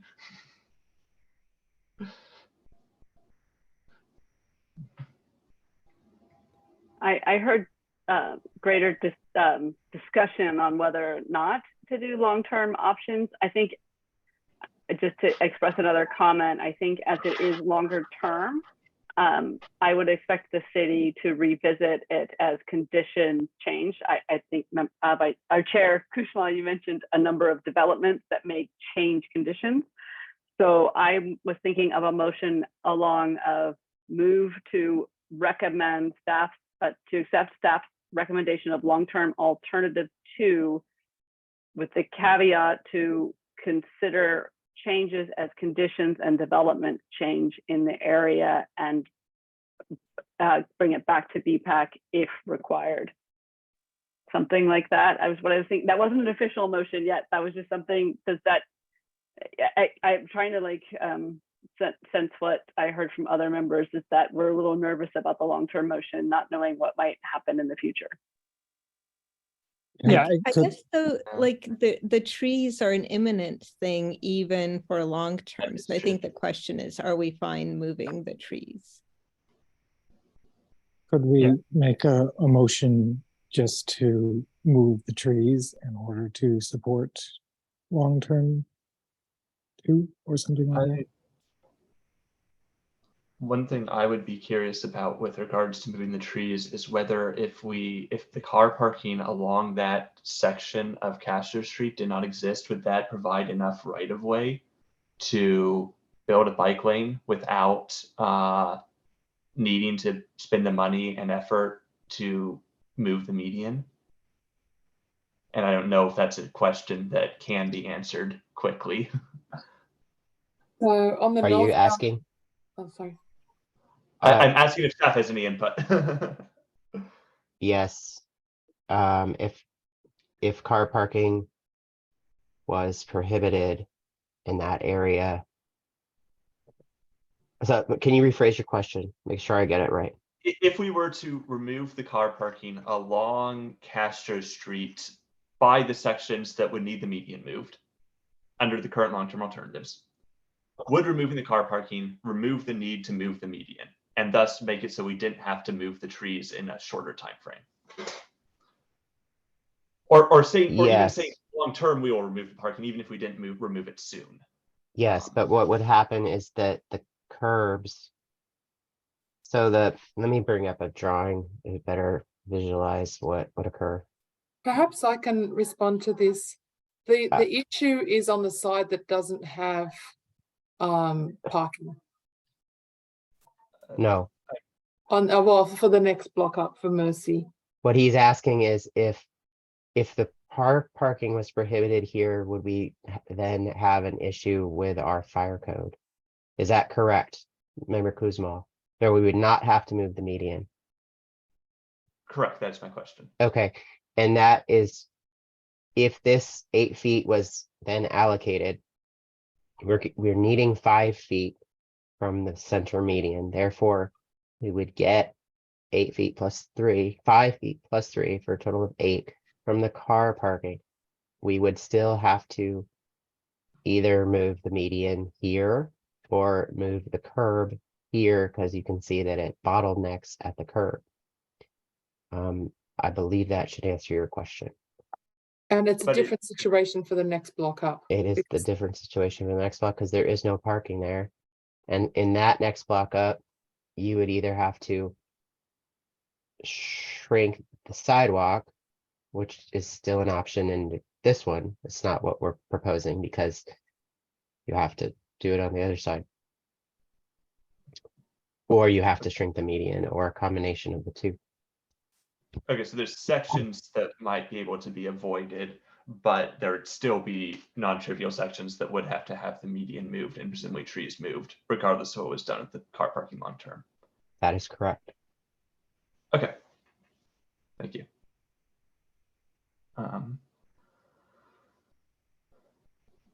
So if I'm hearing things kind of right, what I'm hearing is that the sentiment is if anything could be done to not move the trees would be great. But like remove car parking, is that, so I'm thinking of a motion, maybe I'll make the motion. I would move to accept long-term alternative 2 with consideration for changing conditions with the major developments coming in the area and asking staff to please consider removing all parking along the median where the trees would have to be moved. Can I just to clarify in my mind, what else is in long-term versus short-term alternative 2? There was moving the curb for the parallel parking to where the cars are or something like that, or what? I'm sorry, I forgot. If we've already moved for short-term. We've already made a motion on this short and sorry, member. Sorry, Chair Kuzma. Yeah, sorry, just to keep us reasonably in order, I'll second the motion, but I want to hear the discussion from Vice Chair Stone. So you're asking what other changes there are in the long-term alternatives beyond the short-term alternatives? Yeah, aside from moving the trees and creating that bicycle lane on southbound. Chair, would you like me to respond? Please. Okay. So I'm going to bring up short, long-term alternative 1 and very quickly go through that on what possible changes are there. Well, actually, let me focus on alternative 2. You guys don't seem to have interest in alternative 1. So here, alternative 2. So here the curb line would relocate to become in front of the current trees where the current trees are in the parking area. That would be a significant change. A significant change as presented, although we've heard you, the raised pedestrian crossing is presented here in the long term. Consideration of pedestrian scramble or roundabout. If a roundabout, significant changes to the pedestrian space and moving the curb lines back at the corner.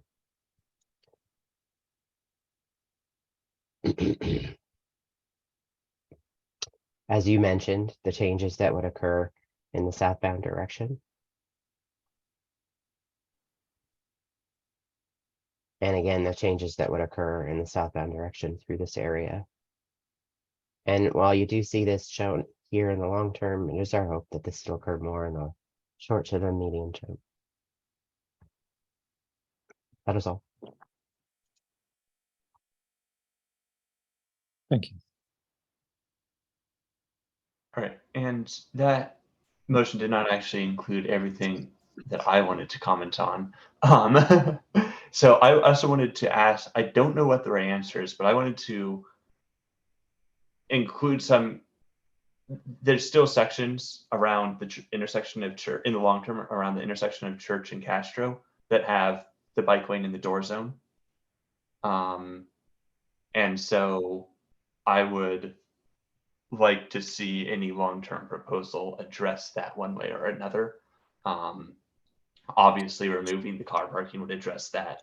There may be other alternatives, but if you would accept a I guess friendly amendment to the motion to ask staff to address the fact that the long-term alternative would put a bike lane through the door zone, I would.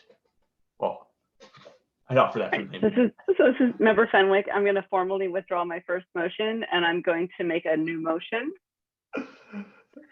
I would like to move that we move forward with long-term alternative 2, with the caveat of BPAC would like city staff to consider additionally removing parking where it may create a door zone issue for cyclists, or where maintaining the parking would require us to move trees. Just consider those changes. Okay, I think that I will second that. I think that captures the concerns I had. Thank you. Brandon, were you able to capture that? I'm very fortunate that Ria is very good at this type of thing. Fantastic. So that sounds, thank you. So you seconded it, Chair Kushma? Yeah. Yeah. Are there any other thoughts on the motion? Can I ask a clarifying question on order? Yeah. So I guess the recommendation is to consider either a pedestrian scramble or a roundabout. I'm very opposed to a pedestrian scramble, but I don't know if supporting this motion as is would. I mean, it's an or, so I guess I'm not clear what supporting the motion means in this context. My interpretation would be it leaves that question open, but and we can make additional comments after this. But Okay. if anyone disagrees, let me know.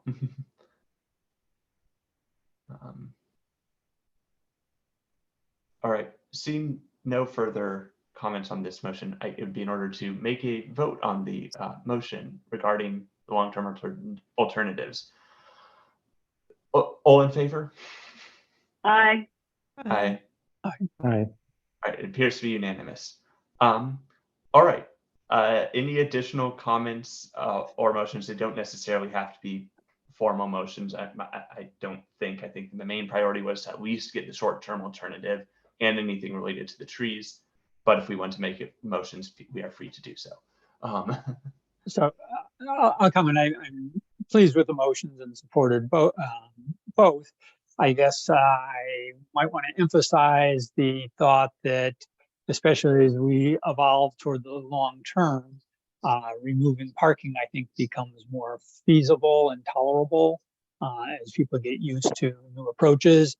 And we didn't go back and discuss, if Fairmont's closed, adding parking there, but I would rather recapture that space for something other than parking, in the longer term. But I think perceptions will likely change as the incremental improvements of the pedestrian mall changes on El Camino, potential roundabout at Castro, and other developments come in, I think the long-term favors walking and smooth transitions for bicycles. So I think we've supported that, and that's our intent. Member Dominic. Maybe following on Terry's example, just thinking for the long term, I think we could arrive at a state where cars are guests and proceed slowly and cautiously in this entire stretch. And so maybe just not to overdo it with like building very separate infrastructure if there's like a long-term thing where it's like, oh shoot, maybe we could have kept the trees if we thought of things a little differently, where everyone is like going at walk or bike pace or something like that. So yeah. One more comment I would add, the idea of guests. Autos as guests is common in European cities with timed bollards that stop traffic at popular pedestrian times. So again, in the long term, those are the types of things we may consider. And if it avoids, putting concrete to formalize infrastructure that's going to look unuseful 10 years later, we should avoid those investments and keep flexibility.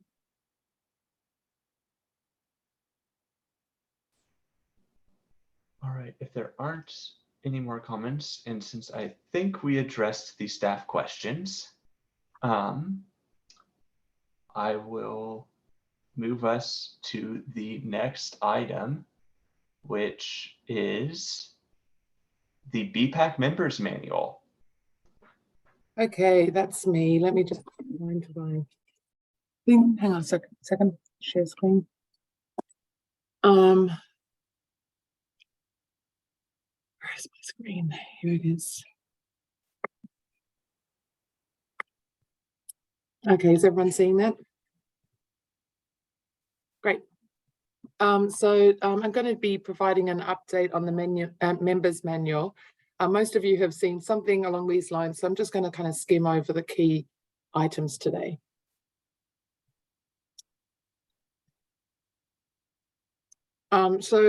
Just a bit of background on BPAC. The role of BPAC is to provide advice to the City Council on issues relating to bicycles and pedestrians, and it is also part of the city's requirements in order to receive state TDA3 funding. In terms of member roles and responsibilities, the basic expectations are to attend the meeting, have a look at the materials that you get, and please let us know if you are unable to attend a meeting, because we track the attendance for when the reappointments happen. There is a chair and a vice chair. There's a BPAC rep to the VTA, and as I'll mention in the staff updates, there's also a BPAC rep to the active transportation plan. Next month, we will be moving back to in-person meetings, and this is still in flux, but when I put this presentation together, the plan was that you would be meeting in the atrium. In any case, you will be meeting at 500 Castro Street, which is where City Hall is, and you'll either be in the atrium or the Plaza Conference Room, and there are still some things being figured out in terms of which room and whether there might be a hybrid option. But at this stage, let's assume there's no hybrid option and that it's fully in person, but we're still working on some things in the background. So in terms of the basic format, the format is similar to what we had today with, your agendized items, work plans, and updates.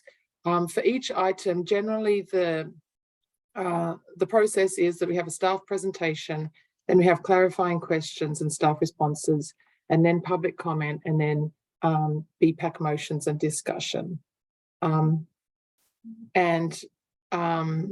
Also the meeting follows the Brown Act, so it's very important to follow the Brown Act. And I think that everybody has been briefed. Well, I think the new people have, or new person has been briefed individually by the attorney's office this year. So that's a new development, that instead of coming and briefing you all, you get that individually. The one thing to note about the Brown Act is that the easiest way to run afoul of the Brown Act is by pressing reply all on emails that include the entire membership of the advisory body. So please be careful with anything that, I mean, when we send things as staff, we'll put you all as BCC, but if things come through from members of the public, just be very careful. It's, you know, just, you can reply to that person or you can reply to staff, and then we can kind of put it in BCC. But that's kind of the easiest way to run into problems with this idea of serial communications. And so this is just the process. When we get correspondence, we BCC you on those items. Oh, and back in the day we had hard copies. We haven't been doing that since COVID. In terms of the work plan, so we have the work plan that we'll be discussing in the next item. There's two ways of altering the work plan. One is through changes that happen once a year, and there is another process that's outlined in Council Policy A23. It's a little bit more complicated if the change involves additional work for the city. So that's kind of the general process by which our work plan, you know, changes to the work plan occur. Oh, a couple more items there. And then at the end of the members manual, we provided some reference material to help you as you kind of grow in your role as advisory committee members. We recommend you, you know, kind of take some time to read through some of the items at the back of the members manual.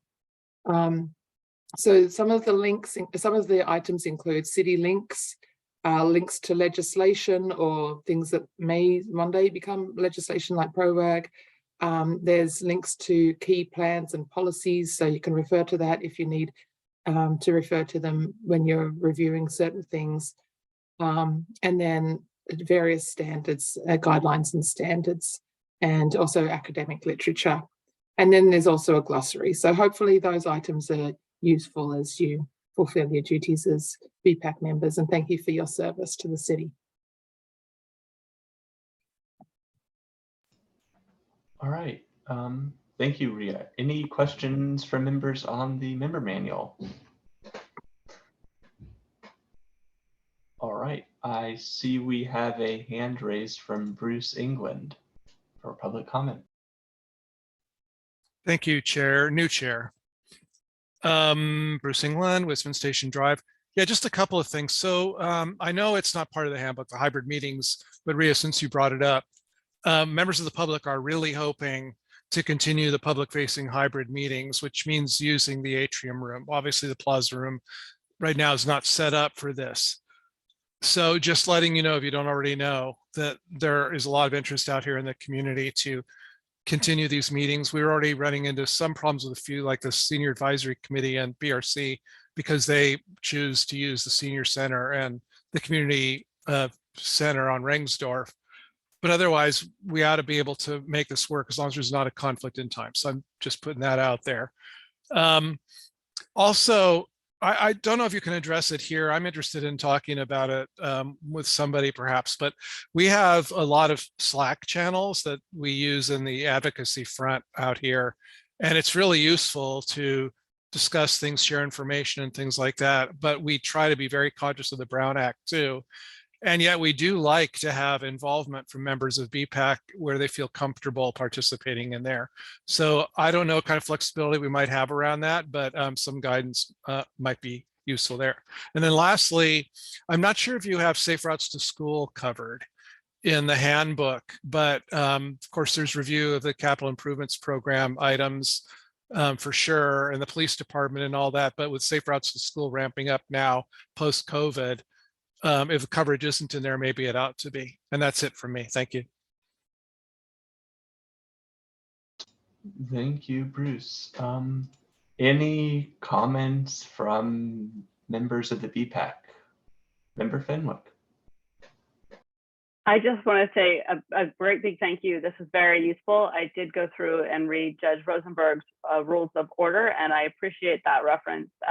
Being on other committees using Robert's rules or other rules, they are a lot more even archaic than and difficult to follow. So I really appreciated that.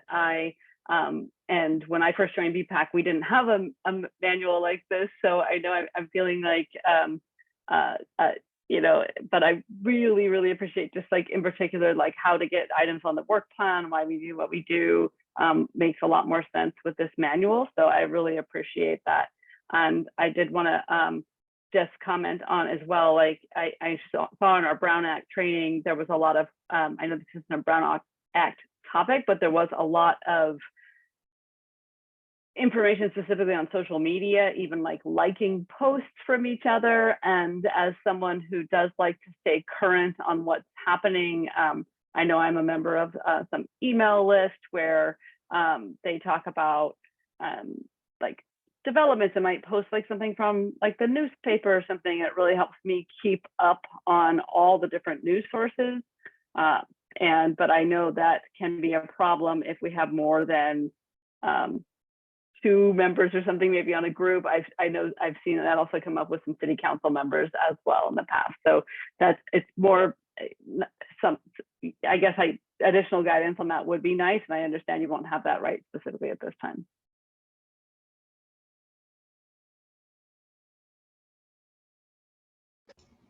All right. All right, that's it. I meant to lower my hand. If there's nothing else, we can move on to item 6.5, our fiscal year 2022 to 2023 work plan.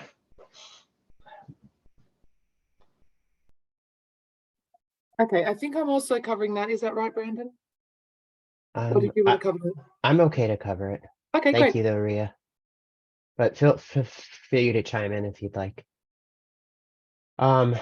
As our normal process, I highlight what has changed, and so let me go through that. Here is a Castro bike feasibility study, which we were aiming to bring to you in November, but we did delay one BPAC meeting and brought to you today. Bicycle pedestrian dashboard, we aimed to bring it in fall of 22, and we did that. That is a typo. We did that. And then our third of the 4 required, and this is again in the work plan, so can be changed per instruction. Of the 4 required, we have completed our third collision review. And those are the changes on the work plan. Now, on to the right, we have significant changes here for the tentative agenda. Tentative being the keyword here. So because of how busy our February and March meetings were, we moved up the collision data review into January. Active transportation plan will be coming for an update to the BPAC next month on the 22nd. Sunnyvale will be presenting on the Bernardo undercrossing to the BPAC on the 22nd. And city staff will be presenting the finalized local road safety plan. And in March, we have a lot of projects that are coming. Miramonte, bicycle and pedestrian improvements, California Complete Streets pilot project, and the El Monte corridor study. So 3 different projects for you all to review in the same meeting. Because of that, and because some of the deadlines, we're going to have a special meeting with the chair's approval on Thursday, the 13th of April. And in that meeting, we'll cover TDA 3 Article 3 funding. And we'll have a recommendation for you based off your input that you provided to us in the November meeting. You will notice that we are going to split out the active transportation improvement funding from that process. And we're splitting that out due to workload concerns of our staff in order to give you a quality set of options and recommendations. We have to know what the cost estimates are, and we need to have staff in order to generate those cost estimates. And those staff are, I believe, are very close to being hired. What I'm saying is that we'll have the staff by June. CIP development we'll bring to you at that meeting.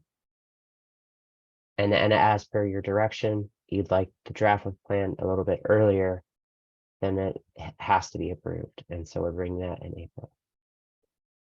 It still remains a joint meeting for Safe Routes to School with Los Santos in April. And our final collision review.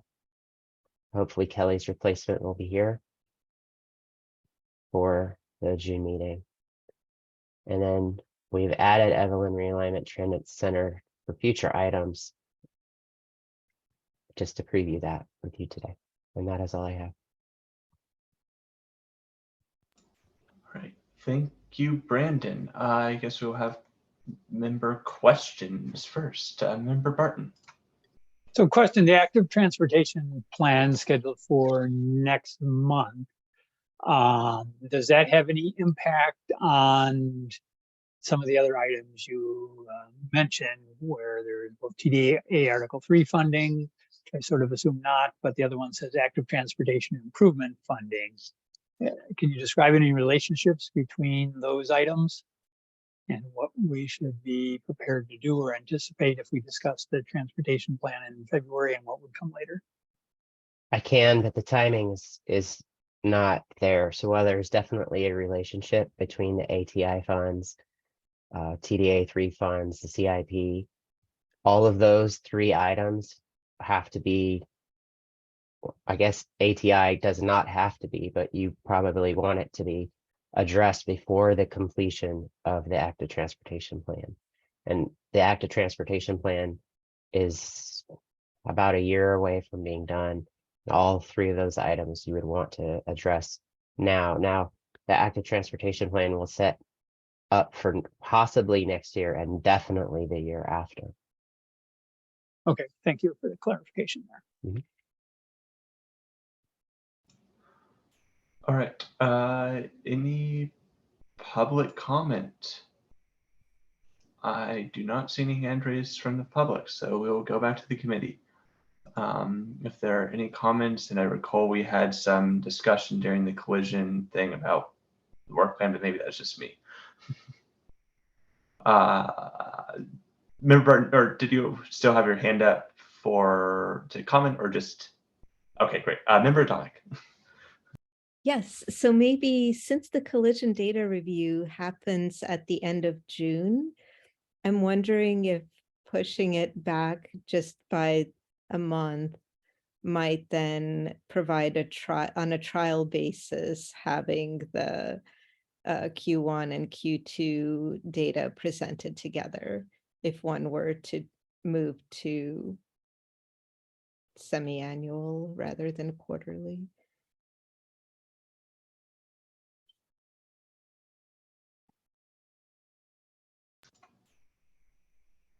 Yes, I'm not. Is there something that you were just making a suggestion for the committee, or something you wanted from Brandon or Ria? I guess I'm making an observation. Maybe I don't know if this is the right time to like propose them, but I think Valerie wants to comment first. So, yeah. Okay. Yes. Go ahead, Valerie. I believe right now this is our already approved work plan, and Brandon is showing us just some updates in the changes. We're not voting on a new work plan. That will come to us in, it's on there somewhere, a little earlier than normal. I will say this again, and I will probably say it again when we create our new work plan. Having been on the BPAC and attending BPAC meetings for more than a decade, prior BPAC meetings, I was there in the conference room. When the collision data was not presented on a regular basis, it became difficult to access when there were developments. For example, when this council transportation committee would meet, that data was not available. This is in the past. This is different staffing resources, different staff, different members of the police department. But historically, having on a quarterly basis keeps the data collection fresh. So when the data is needed, it is available. When it's been reduced in particular, that was a major change we made to the work plan in the past, was to have near miss data reported as part of this. The near miss data, which was being reported by the constituents, was not making it in front of BPAC, was not accessible by BPAC, was not findable by BPAC or the member of the public. So this, if there were a different way, but this seems to be the way this data is kept clean in a presentable format and in a way that has become, for myself, and I know other members of the public, very useful. And that near miss data, while is not complete, it doesn't capture everything, is a lot better than what we had before, which was people coming as members of the public to BPAC and talking about their near misses, and then it may or may not have been captured in our minutes and wouldn't be there for consideration in the future. In this way, the data is collated. So I think this is, I appreciate this, and I understand the need for an extra meeting. I always thought it was interesting that we have 3 months off and we have so much content, but I know we all take vacations too. So that was my comment. It's really, this data is really, really important, and this is the only place it's collated and presented at. Member Adamic? Sorry, or maybe Brandon could clarify, but we're not talking about whether the data will be collated or gathered. That's already there, and there's a public web page where it is, plus now this additional dashboard. So I think no one's saying this data is going away. It's just, and again, thank you for the reminder that this isn't the time to change the work plan. We're just talking about how often it's presented at BPAC, not the existence of the data or its availability to the public, or the way that we can retrieve it now, which is at any time through an interface.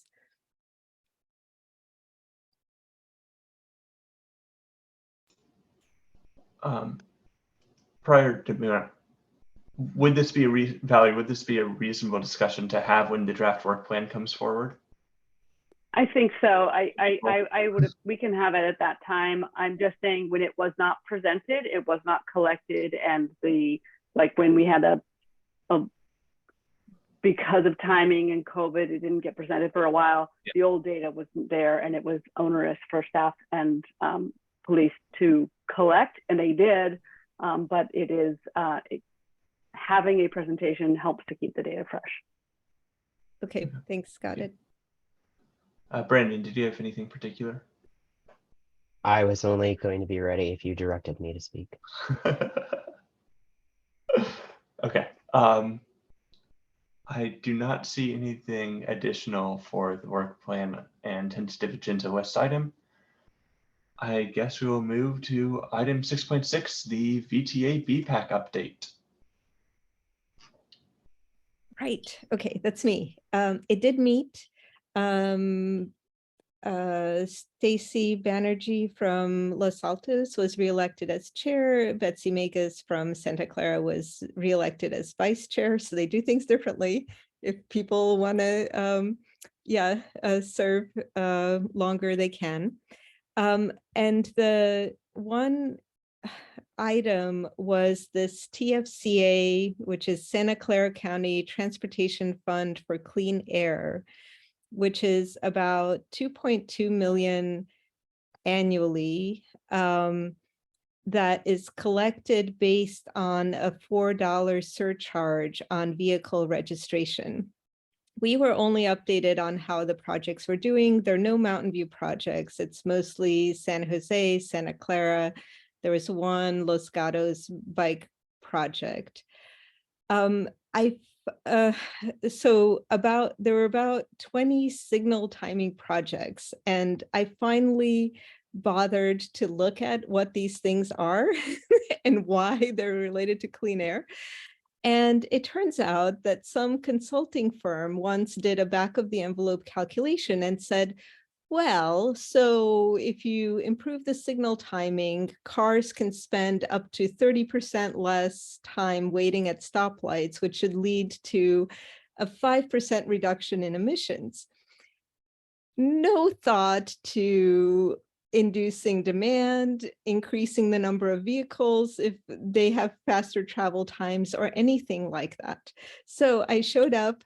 I, was like, who can I talk to about this? This is outrageous, because in fact, so these projects, I think, spanned years. There was 4.1 million on signal retiming, about 1.5 million on transit improvements like shuttles and signal priority for transit. But then there were only about, I think, 500K for bike improvement things out of all this money, which I was ready to fight. I was kind of outraged. I was like, who do I write about this? And they were like, actually, they just changed the criteria this year. And because of the things you mentioned, that no one thought about induced demand or the fact that this could actually increase emissions. So, I mean, although like improving signal timing is probably good, it probably shouldn't have been coming out of this pot. So this pot now has different criteria. And so I don't know if Mountain View is planning to apply for it, but hopefully there'll be more chance of getting bike improvements and maybe ped improvements too funded from this. And that's it. Thank you. I guess any questions from the committee? Any public comment? Question. Any public comment? Go ahead, Member Arden. Yeah, question back to Lada's comments. Are those funds only applicable to county roads, or would they be eligible for city-controlled roads? Oh. Actually, I don't know. Okay, I'll look at the list and I'll get back to you. I thought, oh, Ria, thank you. Yeah, I can respond to that. So it applies to both. Actually, we received TFCA funds a couple of years ago. We're not on the list because we already spent it and got reimbursed. That was for the bike racks that you see around town. And then we also were awarded a fund in the last year's funding for the charging infrastructure for the shuttle. Excellent. So maybe that hasn't started and that's why. Yeah, we don't have a contract yet for it. Okay, great. Thank you. Yeah, and for myself, it's good to hear that there's more VTA that's taken into account that sort of analysis. I think there's still some highway projects on the books or in progress that are operating on that sort of assumption about increased capacity must mean lower emissions. Anyways, I see no further comments. We will move to the staff presentation, item 7.1. Assume there is one, although I do not know that for sure. Yeah, that's me. Let me just share my screen again. So we do not have an update on the Ask MVs this month. That will we'll consolidate that next time and bring that to you then. Okay, so in terms of staff updates, a couple of things. We have a community meeting on the 2nd of February, that's Thursday at 6 p.m. It's a joint meeting between Mountain View and the City of Sunnyvale on Bernardo Avenue undercrossing. And so we'll be kind of trying to narrow down the preferred alternative on each side. It's taken a very long time to get Caltrain input on, their exact standards now that they're electrified. And so, or in the process of being electrified. So that now that's been pinned down, and so we're hoping to narrow down the options at that meeting, or at least move towards narrowing them down when we go to council. Brandon is working on the active transportation plan, and there is a advisory committee that is, part of that. We're looking for a representative from BPAC and also from the disability community. So if this is of interest to any of you or anyone that you know, please email him on that issue. And then a couple of other updates. So we have started the infrastructure portion of the Safe Routes to School program. We actually started with our first walking audit this morning at Mountain View High School. And we have 11 more, I think, scheduled for the next couple of months. If you're interested in participating or getting details on those, please email Priority. And final update is that we're organizing a smart cycling training. So smart cycling is like a 101 course on bicycle safety skills. So if you want to improve your bicycle safety skills, this would be useful for that. It also serves as the prerequisites for becoming a league cycling instructor and getting the certification as an LCI. And so the training will be happening from 9 till 11 on Tuesday, the 11th of April. And that is the kind of the theory portion, which is you can either come to the City Hall or do it online. The second part is the in-person part with, being on your bikes, and that it will be on Wednesday, the 19th of April. This is something that is offered by the American Bicycling League, and in Silicon Valley, the Silicon Valley Bike Coalition is actually putting this together for city staff, staff from various different agencies. That's why it's a daytime training. And so we hope to get good turnout at this. If there's anybody that you think would be interested in participating, please let me know. We're particularly interested in people who speak Spanish, Chinese, or Russian, and people who could be affiliated with the school districts, who are, PE teachers, for example, and who would like to become an LCI. We could really do with this for our Safe Routes to School program. Thank you.